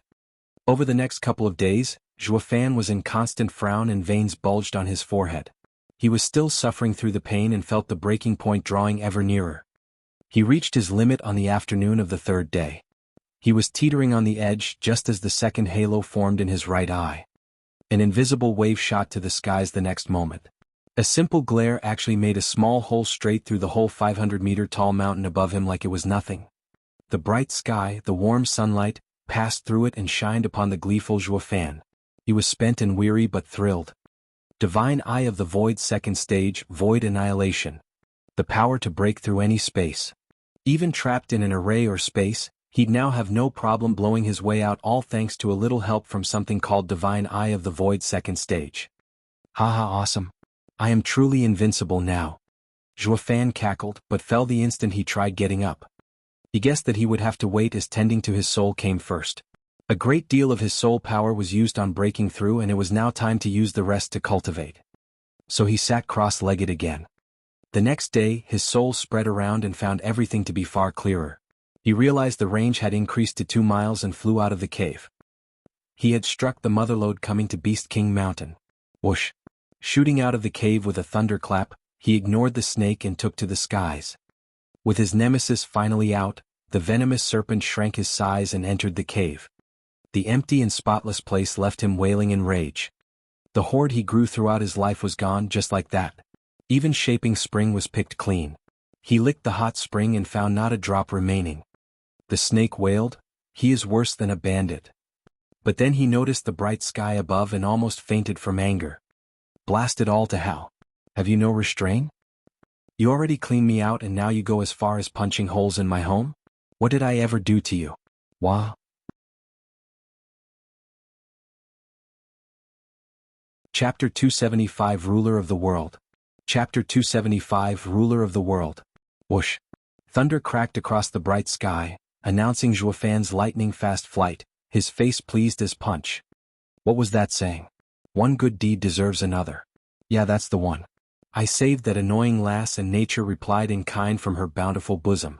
I'll have to rethink my approach and spread kindness from now on, ha. Zhuofan cackled. Then he spotted the same girl not far ahead. She figured he was going to take off and waited for him outside. Oh, miss, do you need something? Zhuofan raised an eyebrow. Fuming mad, she said, hand it over. Hand what over? Zhuofan played dumb. The girl barked, Shaping Spring and those herbs. Think I am so stupid not to realize what you've been doing in there? But I am a woman of morals, so I won't bicker. According to the laws of the cultivation world, half belongs to me by right. Bint, no can do.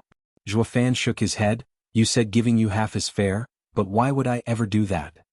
The lady played the kicked puppy card, but I found it. First come first serve. If it weren't for me you'd never get them. so give me my fair share. The girl panicked. Zhuofan smiled. Did you forget I saved you? To repay me you showed me the treasury. Now we're even but bye. Zhuofan left laughing, but the lady blocked him again with a snarl. You damn bastard. Out of respect for saving me, I wasn't going to argue with you and split the haul evenly. But you just don't know when to quit. Her second layer of profound heaven cultivation exploded, glaring at Zhuofan with the clear intent to fight him over it. Zhuofan yawned. Missy, power isn't always limited by cultivation stages. Once we fight, your hopes are dashed.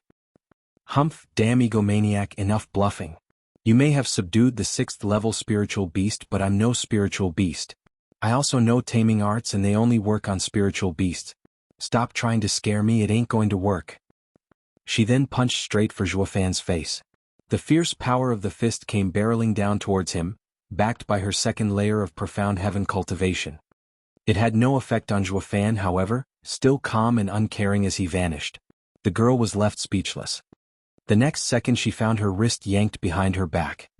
Ah. She then started crying from pain. Why, you're breaking my arm. Let go. Zhuofan shook his head and let go. She jumped 10 meters away and looked at him perplexed. How did he do that? He was clearly in the 9th layer of bone tempering stage, yet overpowered a second layer of profound heaven cultivator in both power and speed. She felt like a mouse in the claws of a hawk. This doesn't make sense. It's too damn freaky. Only now did she recall Zhuofan's words. This guy is a bloody monster. The girl gnashed her teeth and a flick of the hand revealed 3 roaring 4th level spiritual beasts ready to pounce at Zhuofan. Zhuofan raised an eyebrow curiously. You're not half bad, I'll give you that. You don't see that every day, a lady having 3 4th level spirit animals. He's scared? She stuck her chin out in her boasting. Let me tell you, I have a dozen spirit animals, but these 3 are my most cherished ones and they even know how to fly. I would have drowned you in my spirit animals if we were on the ground instead. Zhuofan looked at her oddly. Most people in Tianyu focused on personal power, with hardly any interest in rearing beasts. That made spirit animals a rarity. You were hard-pressed to find even high-stage experts having one. But this girl here was quite average in cultivation yet had over 10 spirit animals. It was Zhuofan's first time meeting someone who specialized in rearing beasts. His odd looks, however, were taken as fear by the lass, who cackled, It's too late to be scared now. But if your apology is heartfelt enough and you give me those items, I may be inclined to spare your miserable life. I will even forgive your earlier transgression. Whatever gave you the idea that I'm scared? Did you forget how that 6th level spiritual beast acted in front of me? Just like a kitty? And you think some 4th level spiritual beasts will do? Ah, Zhuofan sneered. The girl snapped, See, cut your boasting. Who knows what you really did to that serpent? But it can only be something similar to my own taming art, a soul attack. But these 3 pets of mine are linked with my soul. Their master's orders are paramount. It will be impossible for you to tame them. Oh, shall I give it a shot? Zhuofan snickered. The naked contempt he showed only earned her ire. Attack. Show him your power. Roar. The 3 beasts were extremely loyal, jumping on Zhuofan the moment they were given the go signal. Yet nothing could unnerve Zhuofan. The 3 were right on top of him, ready to tear him to pieces when his eyes flashed azure. And, just like the 6th level spiritual beast before, the 3 pets froze and started sweating like pigs. Mommy? Who the hell is this big shot? Why is he so scary? Without further ado, the scared witless beasts bolted with tail between their legs, swift as the wind. It took a long time for the truth to worm itself into the girl's mind, sheer absurdity of it all. She then shouted for her pets to come back. But would they listen? What master's orders were paramount? Life was infinitely more precious. Blast it, is the master's brain on the fritz? Why would we ever face such horror? To die? The girl shouted herself hoarse, but her pets were long gone, infuriating her. Then she sobered up and shuddered from fear. Zhuofan drifted towards her with his mocking smile. It seems being linked with your pets ain't all sunshine and rainbows. With the 3 of them horrified, their master is ought to feel some of that fear herself. Who the hell are you? The girl froze, watching him in horror.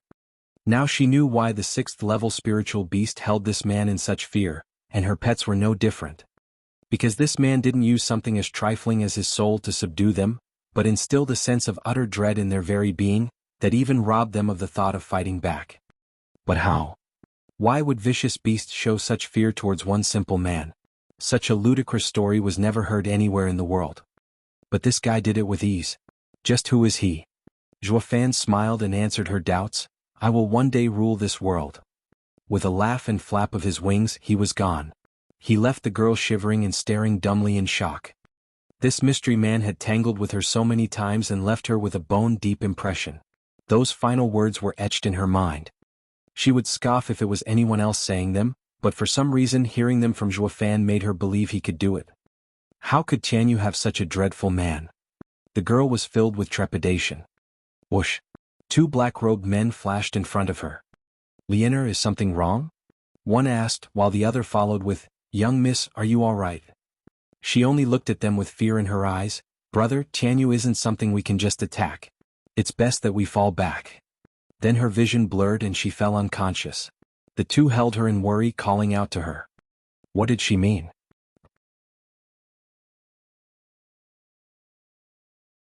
Chapter 276, Plights. Chapter 276, Plight. Young chief, young miss is only shaken up. You don't need to worry. The night sky was brightened by the moon's glow and dazzling stars. In a dusky cave crackled a bonfire, shining its light onto the 100 black-robed figures, all with heads down and in solemn silence. A white-mustached old man glanced at the girl resting near the fire with a youth at her side. The youth asked, She is in extreme shock, but why? I've known my sister for all my life. She grew among spiritual beasts and is very brash. Just what could have scared her so much? Well, the old man frowned, then sighed, It is different for everyone. I am sorry this old man can't be of any help. The youth sighed and waved the old man away. It was now that the resting girl's eyes fluttered and she said weakly, Be brother. Lianer, you're awake? The youth grabbed her wrist in happiness. The other black-robed men rejoiced but did not disturb them. Lianer, what happened to you? You are strong enough to wander the Beast King Mountain for months. So why did you suddenly black out? That was dangerous. The youth looked at her in concern. Lianer nodded, her eyes glistening as she said anxiously, Brother, don't attack Tianyu. It holds our natural enemy, and if we attack rashly we will suffer greatly. Our clan will be ruined. The youth looked at her puzzled. So she propped her weak body up and began retelling her encounter with Zhuofan from start to finish. The youth was shocked. What, Tianyu has such a mystical power to cower spiritual beasts? The faces of everyone around them fell. This news was a nightmare. Tianyu is a true dragon among men. We can't underestimate it. Taking a deep breath, the youth stood and paced around with a frown. We, the Chuanrong, are experts in rearing beasts, able to sweep the lands with our beast army. Not even that god of war, Dugu Zhantian, dares face us. Only with the help of his arrays and formations can he stand on equal ground to us. But if Tianyu has someone capable of instilling fear into beasts, to the point they go against their master's orders, our beast army will collapse in a heartbeat. The others nodded, having reached the same dreadful conclusion. This news broke Chuanrong's strongest advantage, robbing them of any means to attack. Young chief, allow this general to purge this danger from the world. A strapping middle-aged man cupped his hands. From the powerful waves he released, this man was clearly a radiant stage expert. Mulling it over, the youth shook his head in the end. No. Tianyu is in the middle of its esoteric debate. We need to use this chance and inspect the teleportation array from the shadows. The slightest mistake on our part will endanger our entire operation. Brother, you still want to do it? But that guy, Lianer spoke in worry. The youth came to a decision, all the more reason. If we can't conquer Tianyu, we will never get the chance again and will lose every future war. They all nodded solemnly. Lianer sighed, but brother, is that man truly trustworthy? Can we really take Tianyu in one move? Ha, Lianer, and everyone needs to relax. There is no better spy in Tianyu than that man. The youth cackled, as if the world was his oyster. Back to Zhuofan, he was still flying among the clouds in search of Luo Yunhai and the rest. Suddenly, his nose twitched and he changed directions. Blood. Whoosh. Zhuofan landed near a river soaked in blood and bodies coming from upstream. The wounds on the bodies clearly showed they were man-made. A great battle must be underway upstream and he rushed to investigate. His discerning field was strong enough to scout 2 miles ahead in great detail. He could even see what was behind those two mountains in front. Zhuofan bypassed them with his senses and saw a great deal of men gathered at the mouth of a valley. From their signatures he easily identified them as Luo Yunhai, Xuaningxiang and other second- and third-rate clans. Outside the valley entrance were the vassals of the Regent Estates faction, forcing Yunhai's group into the valley. He had no clue who they were, but their leader couldn't be more familiar. Zhuofan snickered, "Oh my, now a cripple goes out hunting? You must have a death wish." Quite right. The man leading the attack on Luo Yunhai was Forest Fleeting Dragon Lin Xianfeng. Albeit a one-legged dragon, but he still had the power to shock everyone. His dragon title was shaky now, but to the average Profound Heaven expert he was undefeated. Lin Xianfeng looked coldly at his enemies and shouted, "Listen up. I only care about the Luo clan to settle a grudge. I don't have time to waste on extras, so get lost. Or you could just follow Luo clan to their grave." The men were tense and glanced at Luo Yunhai. It was obvious Lin Xianfeng was taking it out on the Luo clan for having Zhuofan rip his leg clean off. Their grudges had nothing to do with these second-rate clans. Although vassals of Drifting Flowers Edifices, Sword Marquis Abode, and Veiled Dragon Pavilion were allies of Luo clan, they were nonetheless far from willing to pay the ultimate sacrifice in defending them. Luo Yunhai knew this as well, as he said solemnly, "Our meeting was pure chance, friends. There's no need to implicate yourself as well. If you wish. Useless cripple, our fate lies with the Luo clan. You don't scare us. Why don't you pick on Big Brother Zhua if you have the guts?" The charming voice cut Luo Yunhai off, with a brash and arrogant tone. Her allies were scared witless. "Young miss. If you want to defend Luo clan and die, go right ahead, we won't stop you. But could you please not drag us into this as well? And why are you even mentioning that guy's name? Are you trying to piss off Lin Xianfeng some more? How are we supposed to face that whirlwind, Lin Xianfeng?" They all felt like crying, having their lifeline cut off without remorse. Shui Gang and Shui Lin looked at Xuaningxiang with a shake of their heads. They knew she liked Zhuofan, but going as far as ticking off Lin Xianfeng was the worst-case scenario. Luo Yunhai looked at Xuaningxiang, moved, "Sister Ninger, thank you." "What thanks? Without Big Brother Zhua around, it falls to me to keep you safe." Xuaningxiang patted her chest with a prideful face. She was happy as long as she could do anything for Zhuofan. And yet her brothers were crying inside. Damn brat. How can you look after someone when you're constantly being looked after? Moreover, Luo Yunhai and his 10 guards are stronger than any of us. How can we even protect them? Luo Yunhai scratched his nose. I am grateful for Sister Ninger's good intentions. But it's best if I take Big Brother Zhua's place and look after you." Ninger patted Luo Yunhai's head and smiled. "Never mind protecting me, since Big Brother Zhua is surely just around a corner, ready to jump in and save me." Luo Yunhai was puzzled.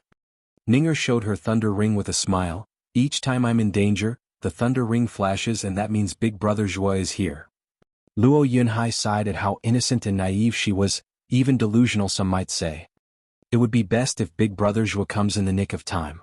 But if you think he's going to show up each time you're in danger, won't you treat your life as a joke? Her brothers knew this as well and tried reasoning with her, but Xuaningxiang turned a deaf ear. A girl's fairy tale was impossible to dispel. Xuaningxiang's choice of words sure got the obvious reaction out of Lin Xianfeng. He was pissed and filled with bloodthirst. "Young Master Lin, we..." His men glanced at him. Lin Xuanfeng's eyes were bloodshot as he barked, "Ignorant brat. Just kill them all and be done with them." His roar resounded in Luo Yunhai's group's ears, scaring them. Only Xuaningxiang was closely watching Thunder Ring for any signs, waiting for that spark of hope.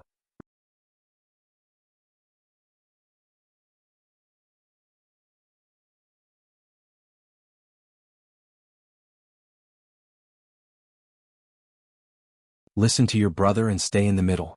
Let your brothers get you to safety." Xuaningxiang pouted, then her eyes sparked. "Then I'll stay behind Yunhai. That way I can protect him when he needs help." Helpless, they had no choice but to agree.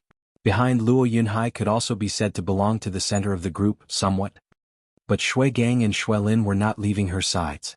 Anything could happen in the spur of the moment, especially on the battlefield. They had to protect her. Similar scenes happened all around them as the people were determined to get their loved ones out alive. Luo Yunhai formed them into ranks, and as he stood in front of them, an old man stepped forward. Young Master Luo, I'll be at your side to protect you. If I am to fall, please send my words to Grandmaster Zhua. My greatest regret is that I wasn't good enough to have him as my master. The old man shook his head. Zhua Fan would have a nice dumbstruck face if he was here. Wasn't this old guy the same Lu Yizhen, who competed alongside Yen Song in the 100-pill meeting? He wanted to be Zhua Fan's disciple, but Zhua Fan wouldn't hear it. But how did he end up here then? Luo Yunhai sighed. Grandmaster Lu is so determined. If not for Sir's guards, we'd have long been mere corpses on the ground. As long as we get out alive, I will think of a way to make Big Brother Zhua receive you. Thank you, young Master Luo. Grandmaster Lu nodded sadly. Let's talk about this after we survive. Either way, being able to show my respect to Grandmaster Zhua by helping him is gratification enough. Luo Yunhai nodded. Grandmaster Lu is so honest and righteous. Kill. The howls of war drew nearer. Luo Yunhai faced the enemy as the leader of his men, waiting. When the enemy was at the 100-meter mark, he led his own charge, for our loved ones' charge. Roar. Thunderous shouts echoed his own battle spirit and they rushed on like a tide. The enemy was baffled at the sudden development, even as the sides clashed. Boom. Their morale sank to half in a blink. As if a spear pierced the great skies and left a massive hole, so did the force go through them like butter. The enemy looked dumbstruck, even the enraged Lin Xianfeng. He was watching speechless as the wedge formation went through his group. They're 100 against my 1,000. How can we not even block their charge? The wails and miserable cries rang in his ears. He looked in time to see his men flailing their bleeding arms and leg stumps in agony. The enemy was reaping through his men like a dragon. His men couldn't put up even a token of resistance and it only drove him madder. For goddamn sake. What use do I have for any of you if you can't even do this much? A bunch of damn waste is what you all are. The man next to him stammered, Young Master Lin T, this isn't our fault. They suddenly used military formations. They are only 100 but we can't even get close to them. Each time we approach it's like we're facing 4 or 5 of them. It's baffling. Humph. What's baffling? It's just some army tactic. Lin Xuanfeng's eyes flashed eerily. Now that I think about it, that Luo clan's brat followed Dugu Zhantian for 5 years. It'd be odd if he didn't know at least this much. Blast it all to hell. We can't let Luo clan get any stronger. Spatting, Lin Xianfeng hopped and was gone. Then he flashed in front of the wedge formation. Lin Xianfeng. Luo Yunhai shouted. Snickering, Lin Xianfeng mocked, Brat, you think you're so great now that you've been by Dugu Zhantian's side for a couple of years? You take me for a weakling? Think you can get away alive with just this? First I'll break your army, then I'll break your skull. Lin Xianfeng snickered and was gone again. Before anyone could react, he flashed in the middle of their formation and a blue tornado sprung up. It grew until it swallowed them all, careening them into the air and breaking the formation. Luo Yunhai looked up from the ground in shock. Even after Zhua Fan ripped his leg off, Lin Xianfeng had the power to face so many people. He really was one of the 6 dragons and 1 phoenix, forest fleeting dragon. He broke their formation and flung them scattered among the enemy. They were doomed. Luo Yunhai's heart sank, his final hope leaving him. What was left was to wait and have their lives reaped. Chapter 277 Breakout. August 3, 2021. Index, Patreon. Elite Coder. Kill. The war cry signaled the enemy's charge into the valley entrance. The thick bloodthirst in the air was that from a stampede of enraged bulls. The pressure was too great even for a profound heaven expert to hold on, making it harder to breathe. They all turned pale as paper. Not only was the enemy outnumbering them many times over, but they even had the strength advantage.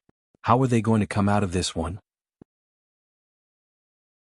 Even Luo Yunhai, who alongside the 4 tigers saw charging armies on an almost daily basis, was affected. Their side was at a gross disadvantage. Be it in terrain or numbers, none of it worked in their favor. In war tactics, this situation could only be overcome by forcing one's way through if one wanted to get out alive. His jaw set, Luo Yunhai turned to his side teetering on the verge of collapse and shouted, Everyone, don't all of you have someone here you wish to protect? That caught their attention. Luo Yunhai's eyes flashed, They may outnumber us but they are rabble. I can help you get your loved ones out safely.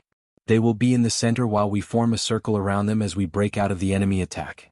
We will likely lose our lives but our loved ones will have the highest chance at survival. The dead eyes of his group finally sparked with a glimmer of hope. Brother, go in the middle, I'll protect you. Foolish child, I'm the big brother, how can I let you give your life for me? It is my duty to keep you alive. Brother, the younger brother's eyes glistened. Sister, stay close to the center and don't fall behind. Another brother patted his younger sister's shoulder. Brother-in-law, go in the middle. I'll get you out for sure. Silly boy, how can I live if you died? How will I face your sister? The man said to his wife's younger brother. They soon shed the fear instilled by the enemy's war cry, and their hearts held a deep feeling of warmth, spurring on their will to fight to the death. Luo Yunhai nodded, grateful that his plan worked. Next up was the fight. Looking back at the savage enemy marching over, Luo Yunhai took a deep breath and, like a true marshal, he took in the entire battlefield to make use of. Zhuofan would be so proud if he could see this boy having grown up. Because Luo Yunhai's words were the right tactic for a marshal to use in this critical situation. He had to kindle the will to fight in his men. If he said something along the lines of "fight alongside me to survive," the effect would hardly be noticeable. Everyone considered their lives as the #1 priority, and they made sure to treasure it. But how could they overcome their fears in the face of that relentless tide marching towards them? Even if he could make them fight for their own sake, it was a flimsy reason bound to crumble at first contact. Death would follow all the same at this point. But Luo Yunhai was sharp in figuring out these people had loved ones mixed in this group. He appealed to their humanity, their conscience, their responsibility, and drove them to war. Although this meant cutting their effective fighting force in half, the ones doing the protecting would give their absolute best, and more, to make sure their loved ones lived to see tomorrow. To instantly turn these random groups of people into a cohesive unit bent on fighting to the death was the sign of a great general Luo Yunhai had the hopes of becoming. Yunhai, stay behind me. Sister will protect you. Xuaningxiang's beaming face graced his eyes. She even flexed to back up her claim. Luo Yunhai let out an awkward chuckle. Haha, I am grateful for your kindness, but I am the one commanding this charge. It's more important that I stay in front as well. Shui Gang and Shui Lin hoisted the overconfident and delusional Xuaningxiang behind. Ninger, don't be willful. He's stronger than you. Listen to your brother and stay in the middle. Let your brothers get you to safety. Xuaningxiang pouted, then her eyes sparked. Then I'll stay behind Yunhai. That way I can protect him when he needs help. Helpless, they had no choice but to agree. Behind Luo Yunhai could also be said to belong to the center of the group, somewhat. But Shui Gang and Shui Lin were not leaving her sides. Anything could happen in the spur of the moment, especially on the battlefield. They had to protect her. Similar scenes happened all around them as the people were determined to get their loved ones out alive. Luo Yunhai formed them into ranks, and as he stood in front of them, an old man stepped forward. Young Master Luo, I'll be at your side to protect you. If I am to fall, please send my words to Grandmaster Zhua. My greatest regret is that I wasn't good enough to have him as my master. The old man shook his head. Zhuofan would have a nice dumbstruck face if he was here. Wasn't this old guy the same Lu Yizhen, who competed alongside Yen Song in the 100-pill meeting? He wanted to be Zhuofan's disciple, but Zhuofan wouldn't hear it. But how did he end up here then? Luo Yunhai sighed. Grandmaster Lu is so determined. If not for Sir's guards, we'd have long been mere corpses on the ground. As long as we get out alive, I will think of a way to make Big Brother Zhuo receive you. Thank you, young Master Luo. Grandmaster Lu nodded sadly. Let's talk about this after we survive. Either way, being able to show my respect to Grandmaster Zhuo by helping him is gratification enough. Luo Yunhai nodded. Grandmaster Lu is so honest and righteous. Kill. The howls of war drew nearer. Luo Yunhai faced the enemy as the leader of his men, waiting. When the enemy was at the 100-meter mark, he led his own charge, for our loved ones, charge. Roar.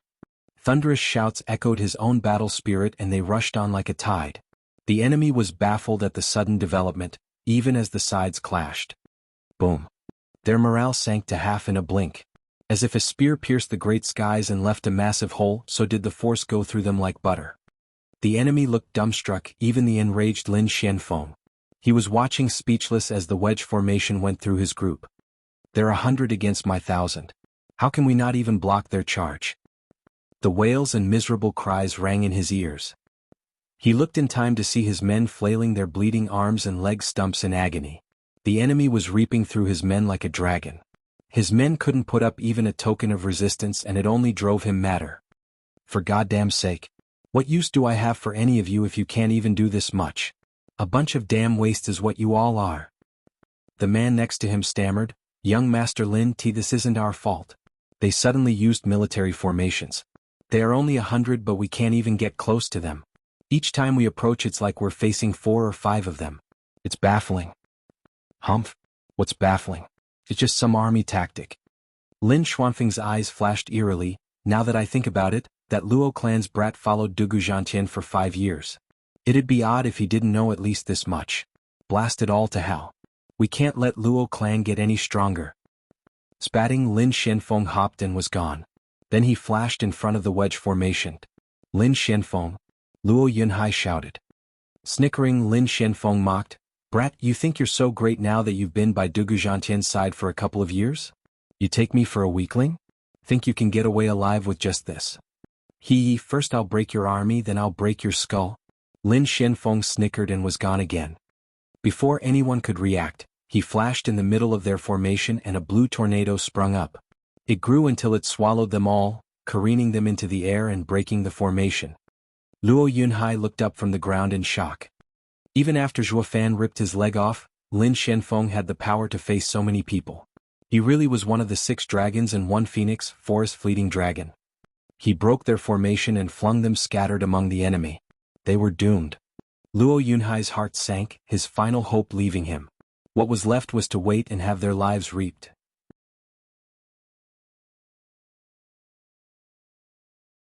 Chapter 278, Void Annihilation's Power. Chapter 278, Void Annihilation's Power. The cries of agony pierced the skies as the enemy began its slaughter. With their formation broken and outnumbered 10 to 1, their hopes of surviving were dashed. Just like a mouse squeezed around by a mighty dragon. Their will to fight had collapsed, replaced by utter despair. Luo Yunhai gnashed his teeth and got onto his feet. He wanted to reorganize his ranks. He wasn't about to give up as long as there was an inkling of hope. But as soon as he got to his feet, he was kicked flying with blood flowing from his lips. Coughing blood, Luo Yunhai glared at the cocky and snickering Lin Xianfeng. Brat, you're finished? So behave and wait there for me to take your head and present it to Zhuofan. I wonder what face he'll make, ha. Humph, let's see you try. You think the next time he'll stop at 1 leg? Luo Yunhai retorted in mockery. Lin Xuanfeng's mood sank dangerously low. His life was smooth sailing, the pride of merry woods.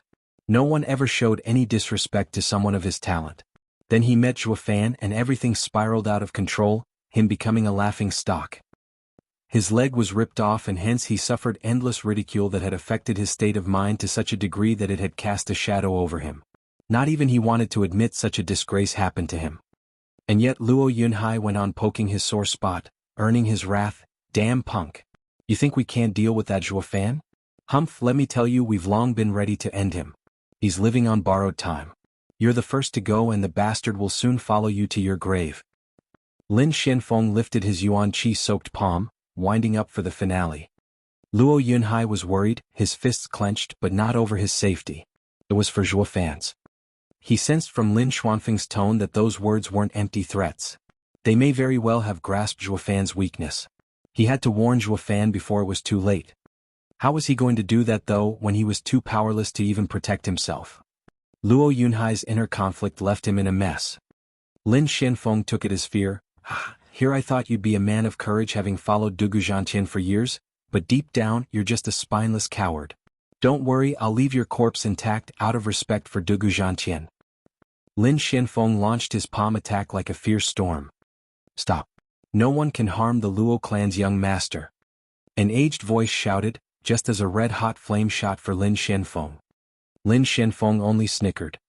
Lu Yizhen came to the rescue with his 4th-level spiritual beast flame. But his flame looked nothing more than a candle to Lin Xianfeng.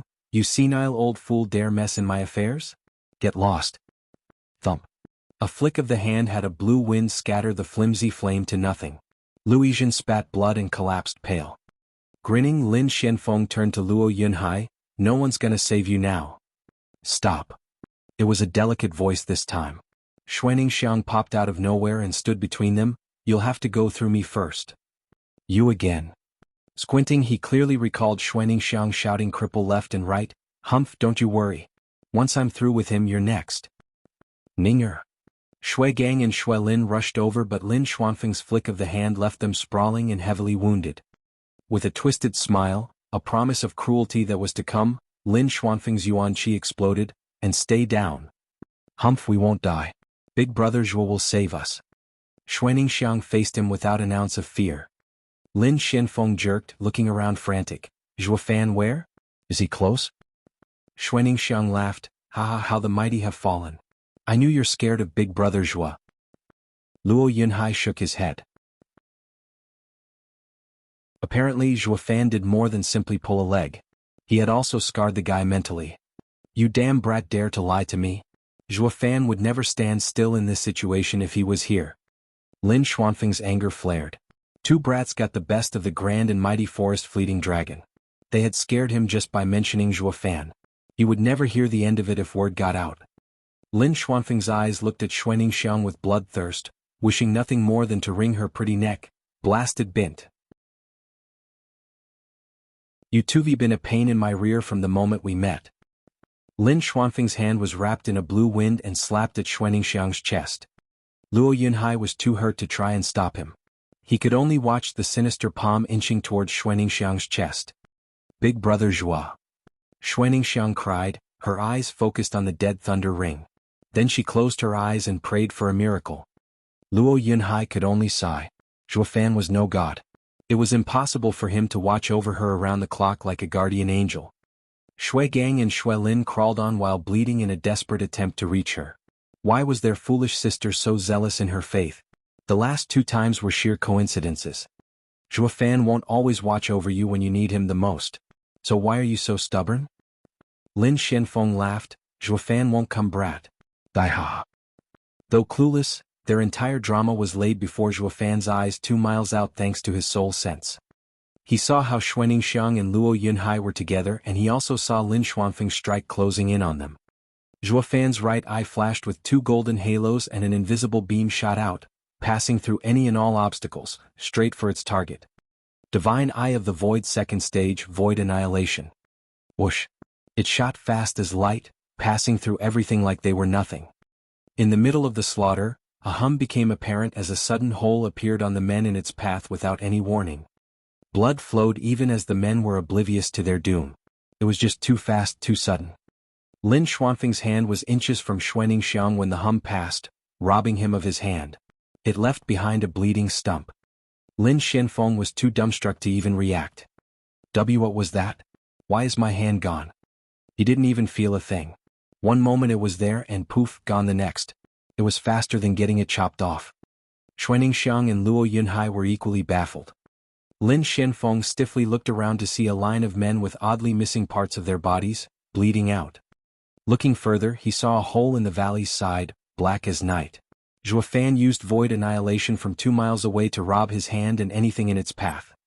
It was an all-powerful ability able to target anyone regardless of distance. Zhuo Fan's enemies would never know rest if they knew he possessed such divine might. Or the moment they dropped their guard, their chest would sport a sudden extra-large hole. Not that Lin Xianfeng knew that. He only looked at the black hole in dread. This is too freaky. What the hell was that? Who could possibly kill so many men in a blink? It even exceeded Forest Fleeting Dragon's reaction and robbed him off his hand. What kind of godly skill was that? In the middle of their shock and despair, Zhuo Fan used his yuan qi to shout, "God damn it, Lin Xianfeng! You dare touch my people, you bastard? Don't move a muscle, I'll be right there to rip your head off myself." His yell passed through the black hole and into the valley, so loud it even quaked mountains. It was as if the 2 mountains spoke. Such awe-inspiring power scared everyone present into freezing and paling. Are the mountains threatening us? Balls? Did our battle wake up a local god? Only Lin Xianfeng recognized the voice. He shook like a leaf. He would never forget the owner of that voice in his life, the same soaring demonic dragon who ripped off his leg.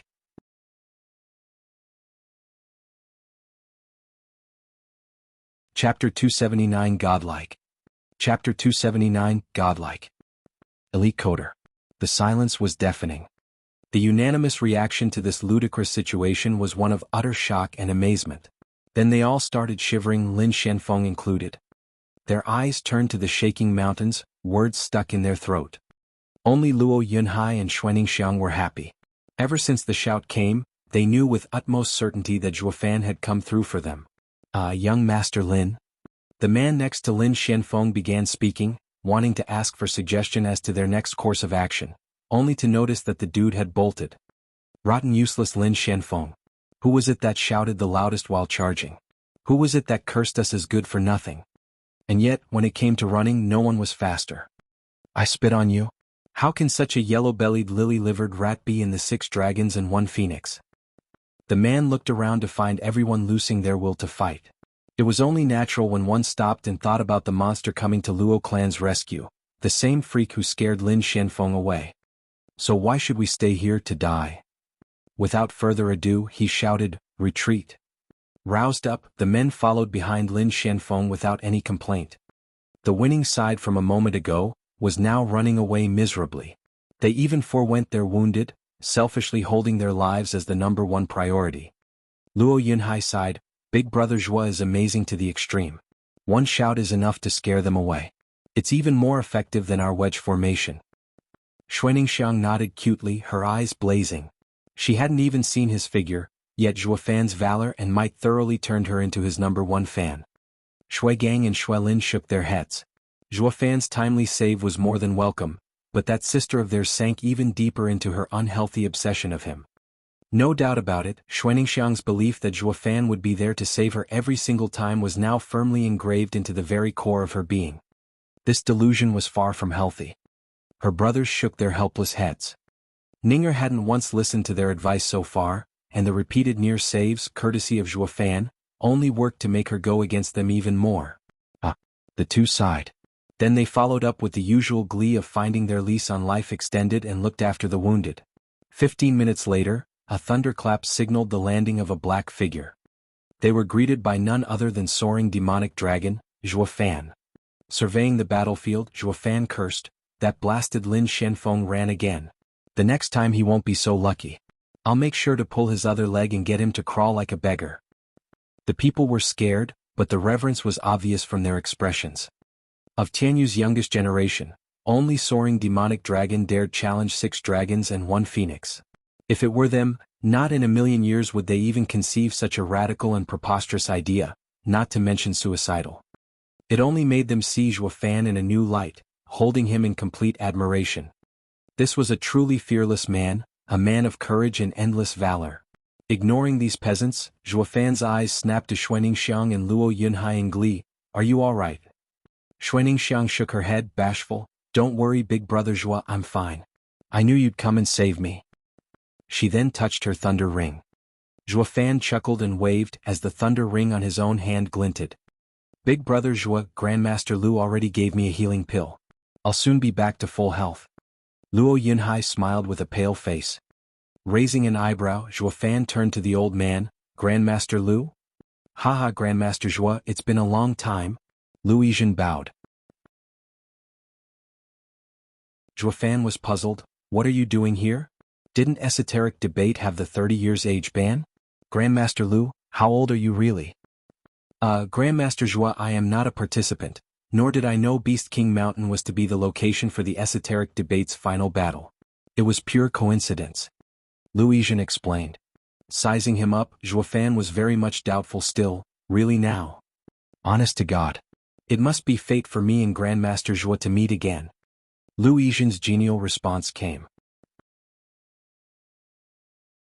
Zhuofan snickered, "Oh, please cut the act. What fate could possibly be tying us?" Lu Yizhen hanged his head.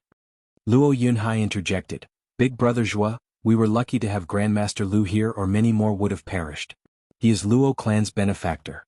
I heard he is very eager to take you as his master. What if?" "Lu Yizhen, it's been so long yet you're still dead set on this idea?" Zhuofan cut him off with a stare on Lu Yizhen. Lu Yizhen nodded furiously, "Yes. Grandmaster Zhua's alchemy is the pinnacle among all the alchemists I've seen. To be your disciple is my lifelong wish." "In that case," Zhuofan squinted, "fine. We are short on hands and your timely arrival is most welcome.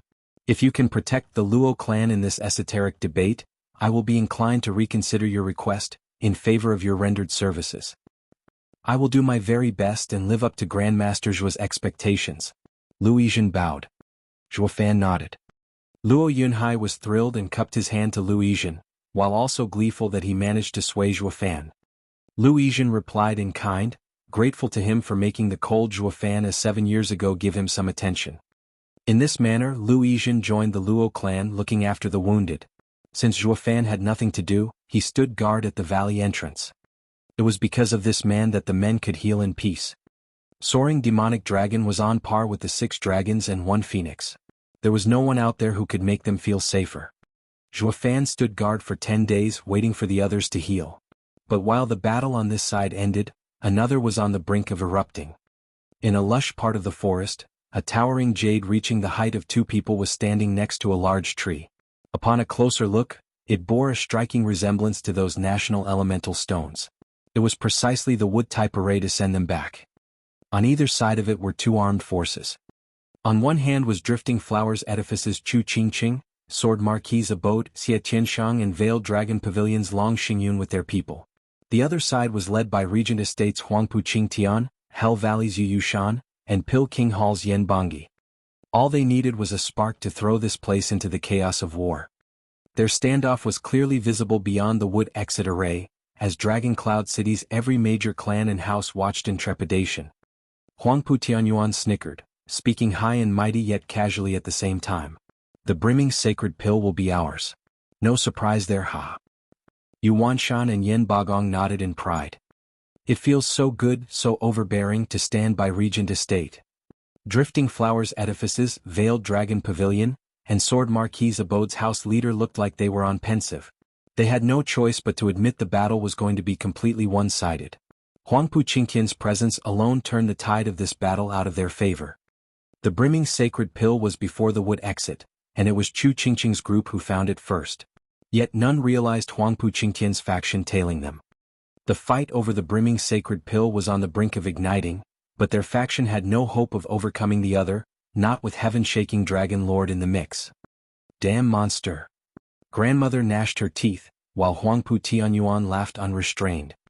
Zhuge Changfeng was only twirling his mustache in thought, indeed. One side has a freak of nature, while the other side's own monster has yet to come. Things don't bode well for them. Surrender is advised. That gotta rise out of the crowd. Yeah, heaven-shaking Dragon Lord is there and Zhuo Fan is nowhere in sight.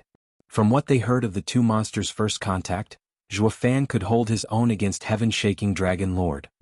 But where was their most important piece at this crucial time? The people started to regret. What ally is he if he doesn't show up when needed? Achoo. Facing the morning sun, Zhuo Fan was struck by an incomprehensible bout of sneezing that sent his whole body shivering. What the hell? Who's the bastard talking behind my back? Zhuo Fan rubbed his nose in anger.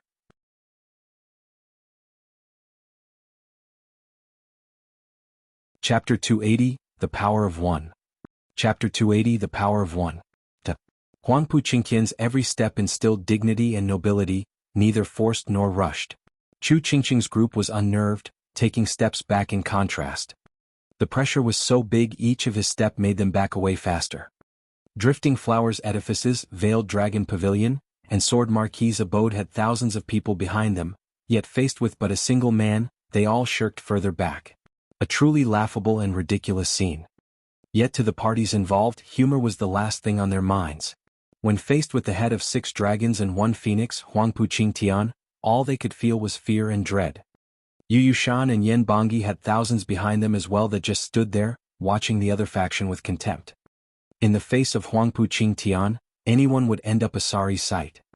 If they switched places, Yu Yushan's group had no doubt in their mind they would end up the same way.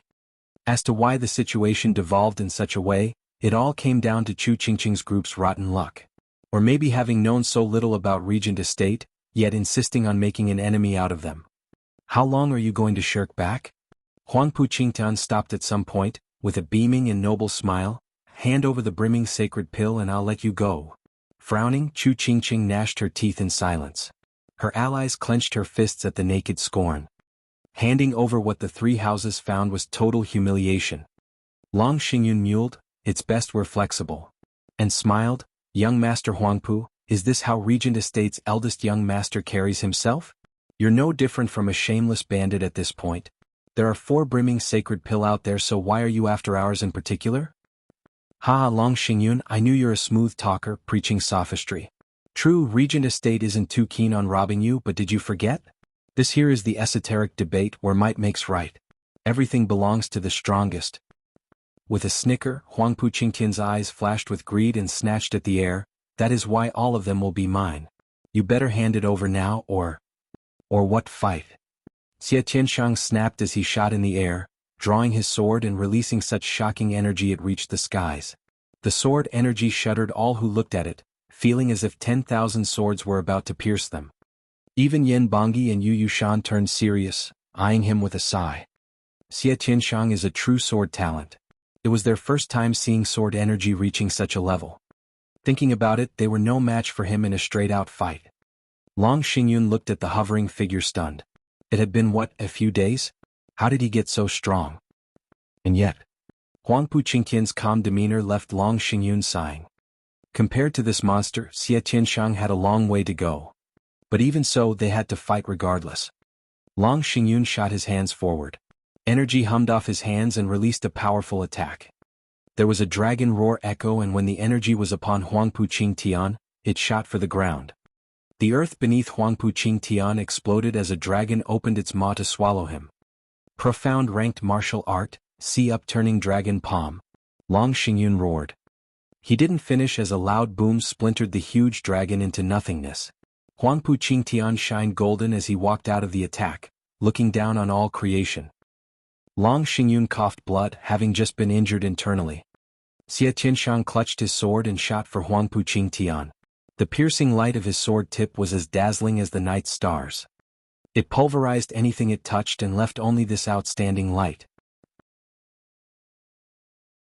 This was Sword Marquis Abode's profound ranked martial art flowing space's 9 forms strongest attack, extinction. When this sword flew, everything was erased.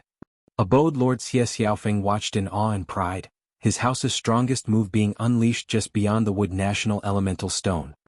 The son had surpassed the father.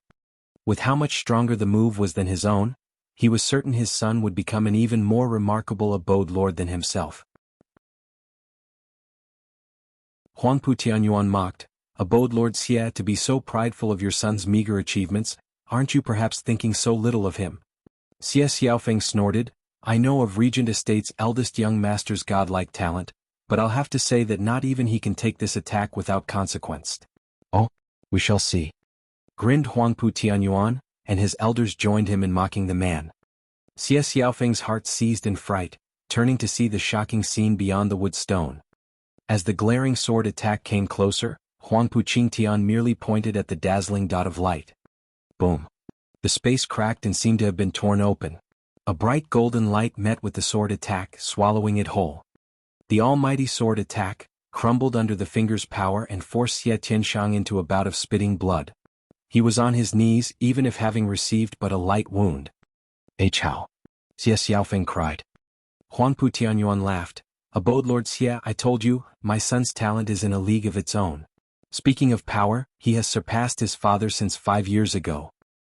Say what? They were still trying to process this development, yet now they found Huangpu Qingtian had long since surpassed the current estate lord. It was a known fact that Regent Estate had the best talents in Qianyu, capable of holding their own if it ever came to face the other 6 houses. Huangpu Tianyuan was of an even greater talent and a peak profound heaven cultivator as well. That made him the strongest profound heaven cultivator in Qianyu. Yet here he was stating Huangpu Qingtian surpassed him since 5 years ago. Even more so when that Huangpu Qingtian wasn't even at peak profound heaven stage. Now that he was at peak profound heaven stage and mastered killing with intent, did that mean he could face a radiant stage expert? How on earth can one beat that? The faces of others sank as they cursed this rotten monster. Huangpu Tianyuan looked awfully proud standing there, but his heart was bleeding, cursing his monster of a son as well. It was this monstrous talent that threatened his estate lord position. It may very well come to be that once the esoteric debate was over, his son would be entitled in his demand for him to hand over his throne. That was one outcome he never hoped to see. It went so far that he even hoped his son would die at Zhuofan's hands. Of course, there was no way he'd be so open as to share his thoughts. Huangpu Qingtian was the hope of all venerables, if not the entire regent estate. Any that dared to even show a hint of dissatisfaction with him would be culled on the spot, estate lord included. The venerables would make sure of that. Huangpu Qingtian was the apple of regent estate, their hope for the future. And they weren't about to let it be snuffed out. Huangpu Tianyuan looked on at the prideful and imperial figure beyond the wood national elemental stone with killing intent. Huangpu Qingtian put his finger away and laughed at the kneeling Xie Tianshang. Ha, how amusing. Who knew you could grow so strong in such a short time? You're way stronger than those two behind me. Pledge yourself to me and you won't regret it. They all looked shocked. This was daylight talent robbery. I am from Sword Marquis's abode. It is not my choice who our allies are. Xie Tianshang laughed, happy Huangpu Qingtian was finally giving him some time of day.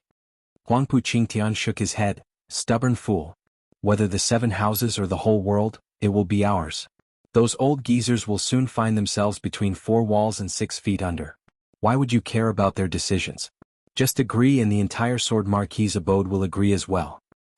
Huangpu Qingtian turned to Chu Qingqing and Long Xingyun, you two as well. Swear yourself to me and the esoteric debate will end here and now. The 7 houses will be eternally one. Not just Chu Qingqing's group was shocked, but even Dragon Cloud City side's clan elders watched Huangpu Qingtian incredulous. It was the leader of a clan that made decisions, not their top disciple. Yet this Huangpu Qingtian not only circumvented his estate lord, but even spat in the face of the rest of those geezers. This was a gross lack of respect, a power play and disregard for the others above his station. This was something no one, not even young masters of other houses, would dare to utter. Yet Huangpu Qingtian did this out in the open. He didn't even care that he was stealing his father's position. They all turned to see Huangpu Tianyuan's face ashen from anger, while the elders couldn't care less. They even nodded. At that point, people realized that this was perhaps the true power of a monarch.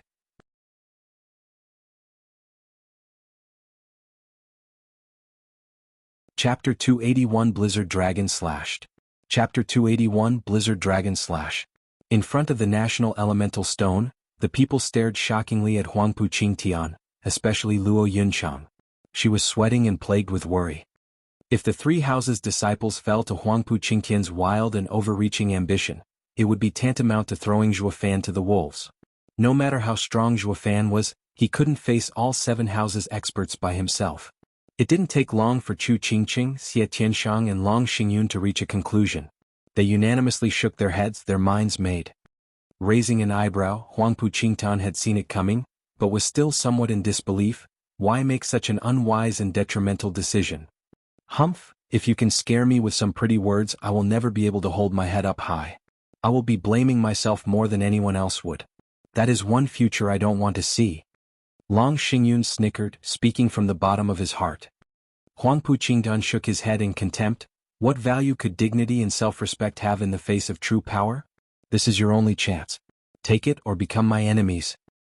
The 3 saw the determination in each other's eyes and were resolved to fight alongside each other. Huangpu Qingtian snorted, you asked for it. Don't come crying later when you're starting to regret. Huangpu Qingtian disappeared with a light step. The next thing they knew was his sudden appearance before the trio. So fast. The 3 jerked. They knew Huangpu Qingtian was the strongest, but had heard nothing of his speed, which was obviously even higher than Lin Xianfeng. They couldn't even react as they were already on the ground. How did his cultivation reach such perfection, having both unbridled power and unmatched speed? Damn monster. The 3 gnashed their teeth in shock. But they were still 6 dragons and 1 phoenix and recovered their calm quickly. Chu Qingqing grabbed her allies and covered them in a cold barrier. The 2 then attacked. Xie Tianshang's sword flashed and Long Xingyun's palm held a dragon image. Perhaps Chu Qingqing's cold had an influence, as the sword wave and the dragon image fused with the coldness while passing through the barrier. They transformed into a huge attack that slammed towards Huangpu Qingtian. This sword attack was tens of times stronger than Xie Tianshang's previous attack. Even Huangpu Qingtian had to get serious. They know a combination art? Oh. Yen Bongyi and Yu Yushan cried in shock. Those watching the show beyond the National Elemental Stone were slack-jawed. A combination art needed the users to be in tune at the intrinsic level from a young age. But for three of them to achieve it, not to mention being no more than strangers before the esoteric debate, it boggled the minds of all those witnessing such a miracle. Only grandmother knew why. This was made possible by Chu Qingqing. Speaking of monsters, Chu Qingqing didn't lack in that department. Just that her monstrous talent went in a different direction. Blizzard Dragon Slash. The three shouted and the sword image howled. It stormed Huangpu Qingtian, freezing everything in its wake. Even the number one monster, Huangpu Qingtian, had another thing coming if he took this attack with the same carefree attitude as before. For the first time ever, Huangpu Qingtian's face showed shock. Who knew these three could combine their power? Who knew they could unleash such an onslaught? Gnashing his teeth, Huangpu Qingtian grabbed the slash with his naked hand. The worst thing to do in this case. It exploded into 9 ice dragons, hammering Huangpu Qingtian from all directions. Boom. A loud noise shook the heavens, but no explosion occurred.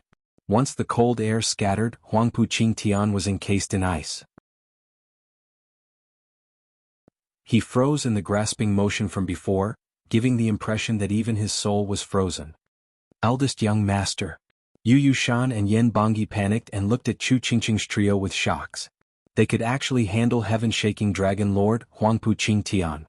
Beyond the national elemental stone, the audience couldn't believe what they were seeing. The almighty Huangpu Qingtian was frozen over by a combination art. None saw it coming. Only drifting flowers edifices, sword marquees abode, and veiled dragon pavilions higher-ups grinned in pride. They finally turned things around.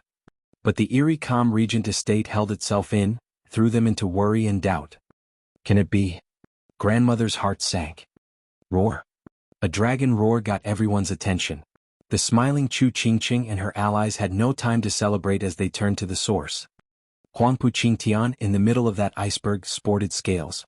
They shone golden, and then a golden dragon shot from him into the sky. The iceberg exploded into pieces, setting the stage for a shiny and golden Huangpu Qingtian to step out of the remains in all his glory. The golden dragon made a circle above him before going back into his body. It's the same as before in Dragon Cloud City. What is that thing? Long Xingyun muttered, shell-shocked at the disappearing golden dragon. Huangpu Qingtian's face was unsightly as he spat. I have to give you guys credit. There's hardly anyone in this world who can bring me this close to defeat. Not bad at all. But this is precisely why I have to thoroughly beat some sense into you, so no one would challenge their king. Huangpu Qingtian's eyes flashed with bloodthirst as he shot forth. The three jerked and held hands again. But Huangpu Qingtian's uncanny speed and dreadful might came at them in the form of a palm. 9 dragons diamond body, dragon-empowered claw. Huangpu Qingtian's eyes flashed and struck without hesitation. Chu Qingqing covered the trio in a cold barrier, but it crumbled before the attack even arrived. With a loud boom, the earth sank as if from a meteor strike, leaving a 100-meter-wide crater. The trio spat blood, feeling the huge pressure bearing on their shoulders, stopping them from even moving. This was Huangpu Qingtian's power. And this was the power of but one palm. They banded together and encased him in ice, but even that wasn't enough to even scratch him. This monster appeared, for all intents and purposes, invincible. The three sighed and had a defeated look, having finally realized the difference between them. Huangpu Qingtian took in their pain, disappointment and despair with a cold eye. Take out the brimming sacred pill, Huangpu Qingtian said, or I will go through each and every one of you here in my search. Huangpu Qingtian's look scared the 1,000-plus people behind the trio. He treated them like dirt, needing only to pinch them before popping. Xie Tianyang wished nothing more than to give his all in fighting him, but when he recalled what his brother had said earlier, he forced it down. But the resentment only burned hotter in his heart. Chu Qingqing closed her eyes and her hand held a vial. She held her shaking hand and said, "Just take it and go." Humph, why go through all this trouble when you could have spared yourself the suffering by taking it out from the start? Huangpu Qingtian sneered as he left with the vial in hand. He was far from done mocking them though. I'll let you guys off this time. But in the off chance you find another brimming sacred pill, do think of me and fetch it over. As you very well know, only the strong are entitled to wealth. You guys are sorely lacking, haha. The endless humiliation struck the trio hard. But not even their best could harm Huangpu Qingtian. The audience beyond the national elemental stone sighed. Huangpu Qingtian was of such insane power that not even a combination art between three geniuses could do anything to him. As they all had gotten so engrossed in the show, they had failed to notice two shadows hiding in the bushes. One of them snickered at Huangpu Qingtian leaving. This kid ain't half bad. He's just as they say and the one we need. At least we didn't come to Tianyu for nothing." The other shadow looked in another direction however. The first one noticed and found him eyeing Chu Qingqing. "Humph, by the looks of things, that crotchety geezer has found his target as well," he sneered.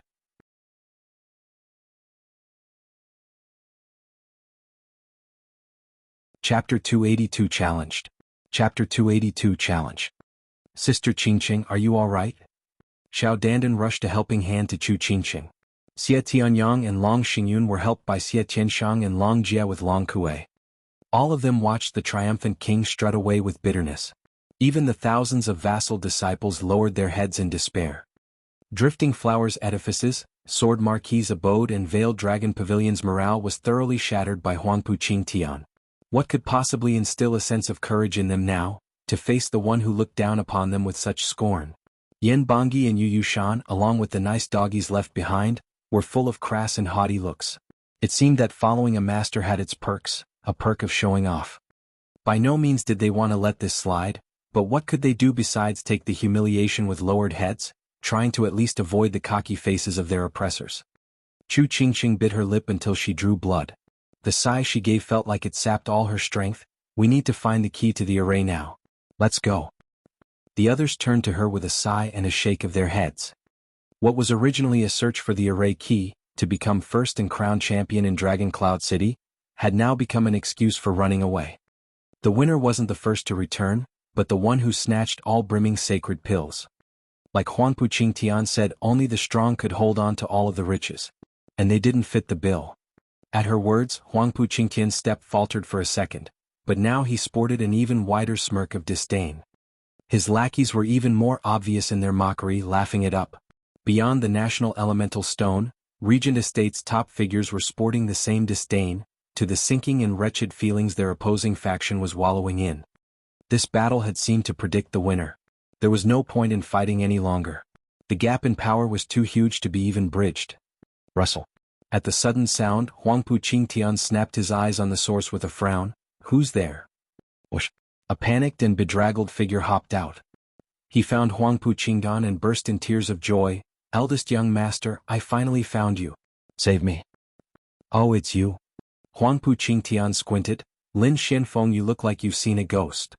How the mighty had fallen. Lin Xianfeng, of 6 dragons and 1 phoenix, used to be a man of culture, of dignity. Now look at him, he was nothing but a bum scared of his own shadow. Although not undeserving, since he was also sporting a missing hand. Not just Huangpu Qingtian's team, but Chu Qingqing's side as well jerked. The one-legged man may be half-crippled, but he still had some fight left in him. He would never look so jittery even if he met some serious danger. And yet, look at him now. He was like a rabbit scared of his own shadow. What could have driven such fear into a man such as him? "And you call yourself Forest Fleeting Dragon?" Uncaring and ignorant of the looks he got, Lin Xianfeng dashed behind Huangpu Qingtian, shivering and pointing at the trees. "Eldest young master, save me. That freak is coming." "Who's coming? You mean?" Then it hit Huangpu Qingtian and his mood turned heavy. Yet all he could sense were some spiritual beast. "Pah!" Backslapping him into the air, Huangpu Qingtian cursed. "What are you raving about? He's not coming." "He isn't? But I clearly heard him 10 days ago how he wants to wring my neck." Lin Xianfeng didn't even register his red cheek, looking back from where he came with a bemused look and breathed easily. The gratified look, the sheer joy he was expressing of having faced death and escaped, only earned him looks of pity. Just how terrified he must have been to show such an expression of joy. Beyond the National Elemental Stone, sympathizers of Chu Qingqing's faction found Lin Xianfeng to be in an even worse state. Mary Wood's house Lord Lin was between red and blue. The anger he felt from being shamed by this brat was barely contained. "You friggin'! I didn't send you to esoteric debate to flounce around and shame me, but to make me look good." Oh, the cruel, cruel irony. He was mocking Drifting Flowers edifices and the others getting stung by Huangpu Qingtian, but now it was his turn to face the music. He saw how his disciple disgraced him so and swished his head back in shame. That's karma? Chu Qingqing's team's eyes held a glimmer of hope. Huangpu Qingtian glared at Lin Xianfeng with a cold face. You're saying you saw him 10 days ago? But how did you get out alive? He could have easily killed you if he wanted to. I never actually saw him. Lin Xianfeng jumped in fright, then lowered his head, confused, but I clearly heard him wanting to wring my neck. What? You're telling me his voice alone scared you into running around for 10 days? Useless. Even hearing it himself got Huangpu Qingtian to blow his top, itching to cuff the man again. Lin Ruffing gnashed his teeth. God, how mortifying. You're a damn dragon for God's sake. How in the hell did you get so scared into running for so long? And you didn't even see his shadow. The rest mocked him on the inside and showed their disdain, even the audience beyond the National Elemental Stone. Some of the jokes were targeted at Lin Ruffing, who wanted nothing more than to bury his head from shame. Even the broads from Drifting Flowers edifices know to fight back against an impossible enemy, yet you jumped the gun, scared from just his voice. Lin Xianfeng could practically feel the ridiculous looks boring holes in his back and snapped at his snickering allies next to him. What are you laughing at? You'd have run with your tail between your legs just the same if it were you instead. Haha, yeah, that brat sure is a calamity. We admit we'd never face him alone, but even so, none of us would be so quick to lose their heads just from his voice. At the very least, we'd wait to see him, you know? Yen Bongi and Yu Yushan laughed it up. This only worked to launch the ones behind those two houses into a full-blown laughter. Though they did have the modesty to shut up quite fast, in fear of what Mary Woods might do. One couldn't tell what was worse. Stifling their obvious laughter, evident from their red faces, or letting it out. Lin Xianfeng went purple now and barked, "You know nothing of how deadly that situation was. The guy didn't show himself, but he took my hand from 1,000 miles. You'd have run too if you met with such a creepy situation."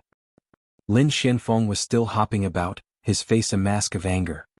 The laughter stopped and all eyes drew on the smooth stump of his arm. The dread creeped up their spines and robbed them of any jovial mood they ever had. This can't be. Huangpu Qingtian squinted and pulled the arm closer. You're saying you never saw the guy, yet he took your hand. I didn't even realize what happened, and the next thing I knew my hand was gone. And when he was threatening me, even the mountains quaked as if a mountain god awoke. I was scared out of my wits. What else was I supposed to do but flee? Lin Xianfeng wiped his brow from the foreboding feeling. The rest were tongue-tied. Someone can actually do that? Take Lin Xuanfeng's hand without his knowledge from 1,000 miles away? Everyone, even the audience back in Dragon Cloud City, was horrified. Such creepy ability was beyond the grasp of even a Radiant Stage expert. Huangpu Qingtian squinted and shouted at Chu Qingqing, "Tell that brat that we will be 10 miles east of here. If you want the brimming sacred pill back, tell him to look for me. I'd like to see him try taking it from 1,000 miles away." Huangpu Qingtian flicked his hand and left filled with battle spirit. The only one capable of stirring his will to fight may very well be Zhuo Fan in the whole of Tianyu. Chu Qingqing's gang was stunned. A challenge. One handed out personally by the glorious heaven-shaking dragon lord, Huangpu Qingtian. This was the greatest respect any martial fanatic could dream of. Xie Qianshang was practically green with envy. If Huangpu Qingtian had given a challenge to him instead, he'd be bouncing and skipping in joy all year long. Taking a deep breath, Chu Qingqing said, "The brat is cold and ruthless, but he is our only chance at winning this. Everyone is going to go and find Zhuo Fan." Yes. Zhuo Fan was their only and last hope.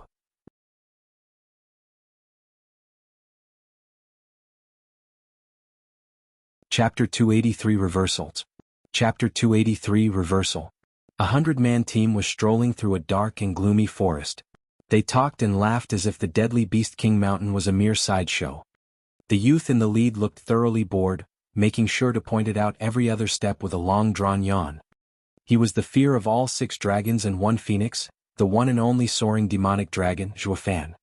Ever since he rescued this lot, he was made leader on the spot and was now taking point as they trekked through the woods. These guys were also weak as hell, being from 3rd and 2nd-rate clans, hardly fast enough to keep up with him. And so, he had no choice but to put a brake on things and slow down. The start of the trek was filled with a somber mood, in fear of what was to come. But after a few encounters with 4-5th level spiritual beasts, each punctuated by Zhuo Fan's dirty look, it all changed. They were enraptured by Zhuofan's power, bringing not just a little sense of security in this hellhole. It got so bad they were treating the final battle as a sightseeing trip. As long as Zhuofan was around, their safety was guaranteed. Relaxation was given at this point. Zhuofan wished nothing more than to dump their sorry asses, but with Luo Yunhai having received Dugu Zhantian's righteous education, he was forced to bear with these dead weights in their painfully slow search for keys and exits. Honestly, Zhuofan wasn't looking for brimming sacred pills but for a way out. His dearest wish right now was for an exit and keys to get rid of those pests behind him and be home free. Bummer he was still stuck in this forest and wasting 5 days on top of that. Not only he didn't find a single key, the exits as well seemed bent on eluding him. Zhuofan sighed for the umpteenth time, twisted his head back at the laughing bunch and snapped, "Cut the chatter. We're not on a tour here. Be more serious and keep a close eye out for any exits or keys. Leave no bush unturned. The faster we find them, the faster we leave this place. You'll be safe then and I'll be free, got it?" "Yes." A shivering response welcomed Zhuofan's prestigious order. But gone 3 minutes and they were at it again. Without danger breathing down their necks every minute of the hour, anyone would chill out and relax knowing their lives were in safe hands. Zhuofan's mood sank even lower, wishing nothing more than to throw these useless guys to the wolves, or any spiritual beasts for that matter. He couldn't though, not with the genial and kind Xuaningxiang around. Mercy me, since when was I such a softy? Zhuofan's anger was flaring again. Xuaningxiang's charming and sweet smile came just in time and she placed a bright flowery wreath on him. "Big brother Zhuo, for you. Please don't be angry." "How could I possibly be angry?" Forcing a smile, Zhuofan felt like crying. Luo Yunhai almost laughed. He was glad Ninger was here to curb Big Brother Zhuo's mean streak, or the man be sorting this chilled and disorganized rabble into shape by now. And if one took his cruel methods into account, any shape these guys got into, well, that would have been closer to hell than anything. But the real question was, how many would have gotten out with their lives?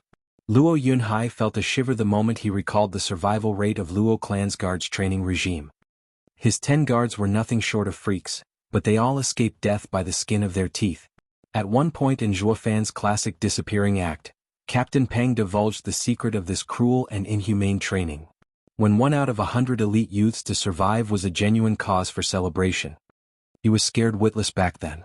They weren't shaping up guards but killing machines at Luo clan's beck and call. He was in Dugu Zhantian's army for 3 years by then.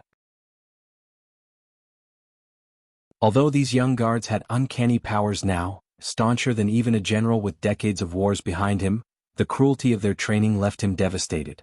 After careful deliberations with his sister, they put a stop to it. Luo clan was no longer welcoming youths to train. He hadn't met with a good opportunity to break this news to Zhuofan either. More like he didn't have it in him. He was scared for his life that Zhuofan would flip out and would start cursing him to high heaven. It got so bad that he decided there and then to keep this buried for all eternity. Rustle. The sudden movement from a bush earned Zhuofan's interest. "Who's there? Come out now or stay dead forever." Big brother Zhuo, it's me." A shy voice followed the appearance of Dong Xiaowan's red face followed by a sighing Dong Tianba. Every single time his sister saw Zhuofan, she'd swoon and turn bashful, despite the guy never giving her second looks. And sure enough, Zhuofan turned to Dong Tianba.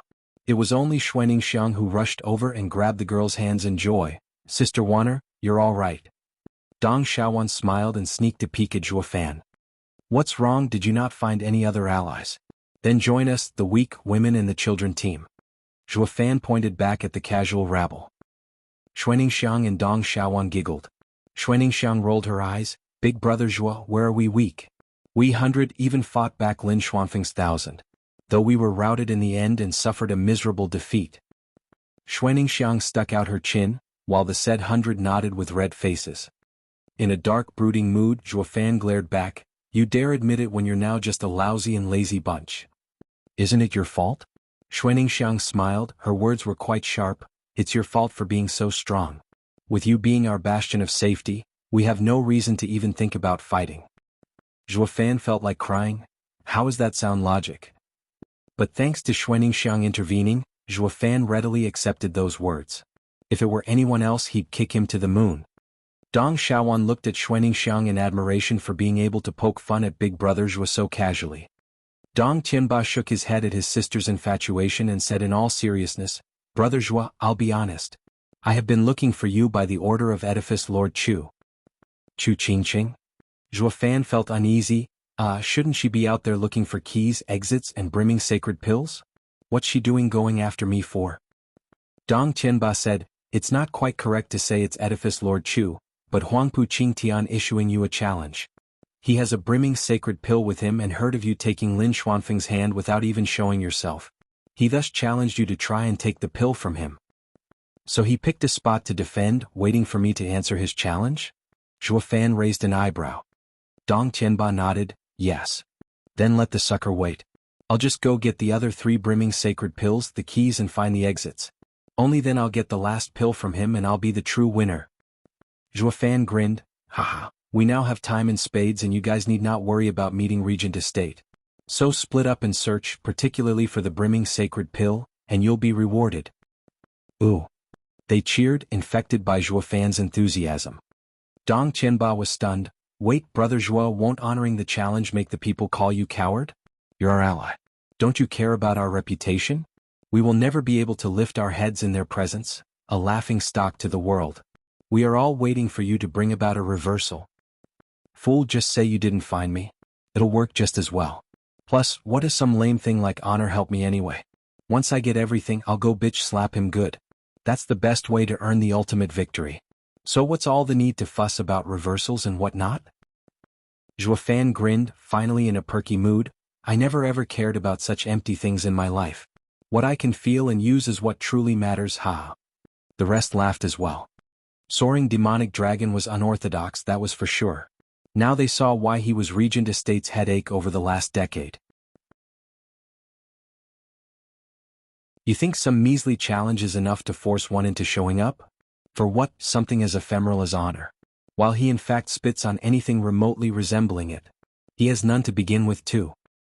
So what are you going to do now, ha? Soaring demonic dragon is not your average cultivator, he is the quintessence of demonic cultivation. None saw Zhua Fan for a coward despite how it looked.